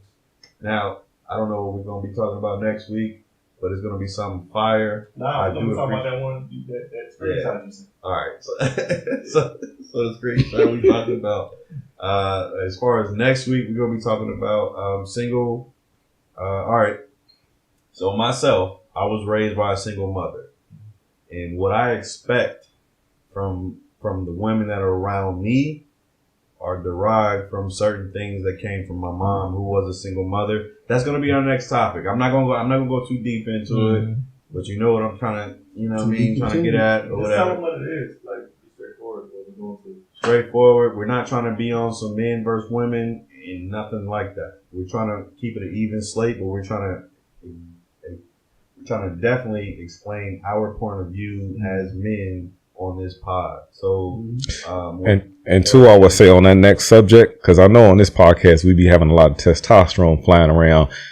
We would love to get more women calling and here to get y'all perspective, especially on this next topic that we're gonna be doing. Way more women to call in so we can hear y'all perspective, because we might not be right. This is from our past experience and our views. Let's get some women in here so we can see how y'all feel about it. Next topic will be next Saturday, live at 3. We're about to close this out, but it's going to be about my man here got a message from a woman saying that she will not date a man who was raised by a single woman. And it was very powerful. And I thought about that. My brother and I, we talked about it like all week. So we definitely gonna get into that. So we'll love some women comment. You guys close it out, and we'll see you guys next week. Yeah. Just to kind of give another preface with that, I was raised by a single mother. I don't know about you. A little bit, yeah. A little bit? No. Both parents. Yeah. Parents divorced, so it was all mom. All your moms? Okay, so we but I'm saying we have different point of views. I was raised by a single mother, so I have a strong point of view when it comes to that. We have others that wasn't. You know what I mean? So again, like, subscribe, follow us. We're gonna be here next week at the same time with the same great content. You guys show up and be active, and we're gonna be here for y'all. All right.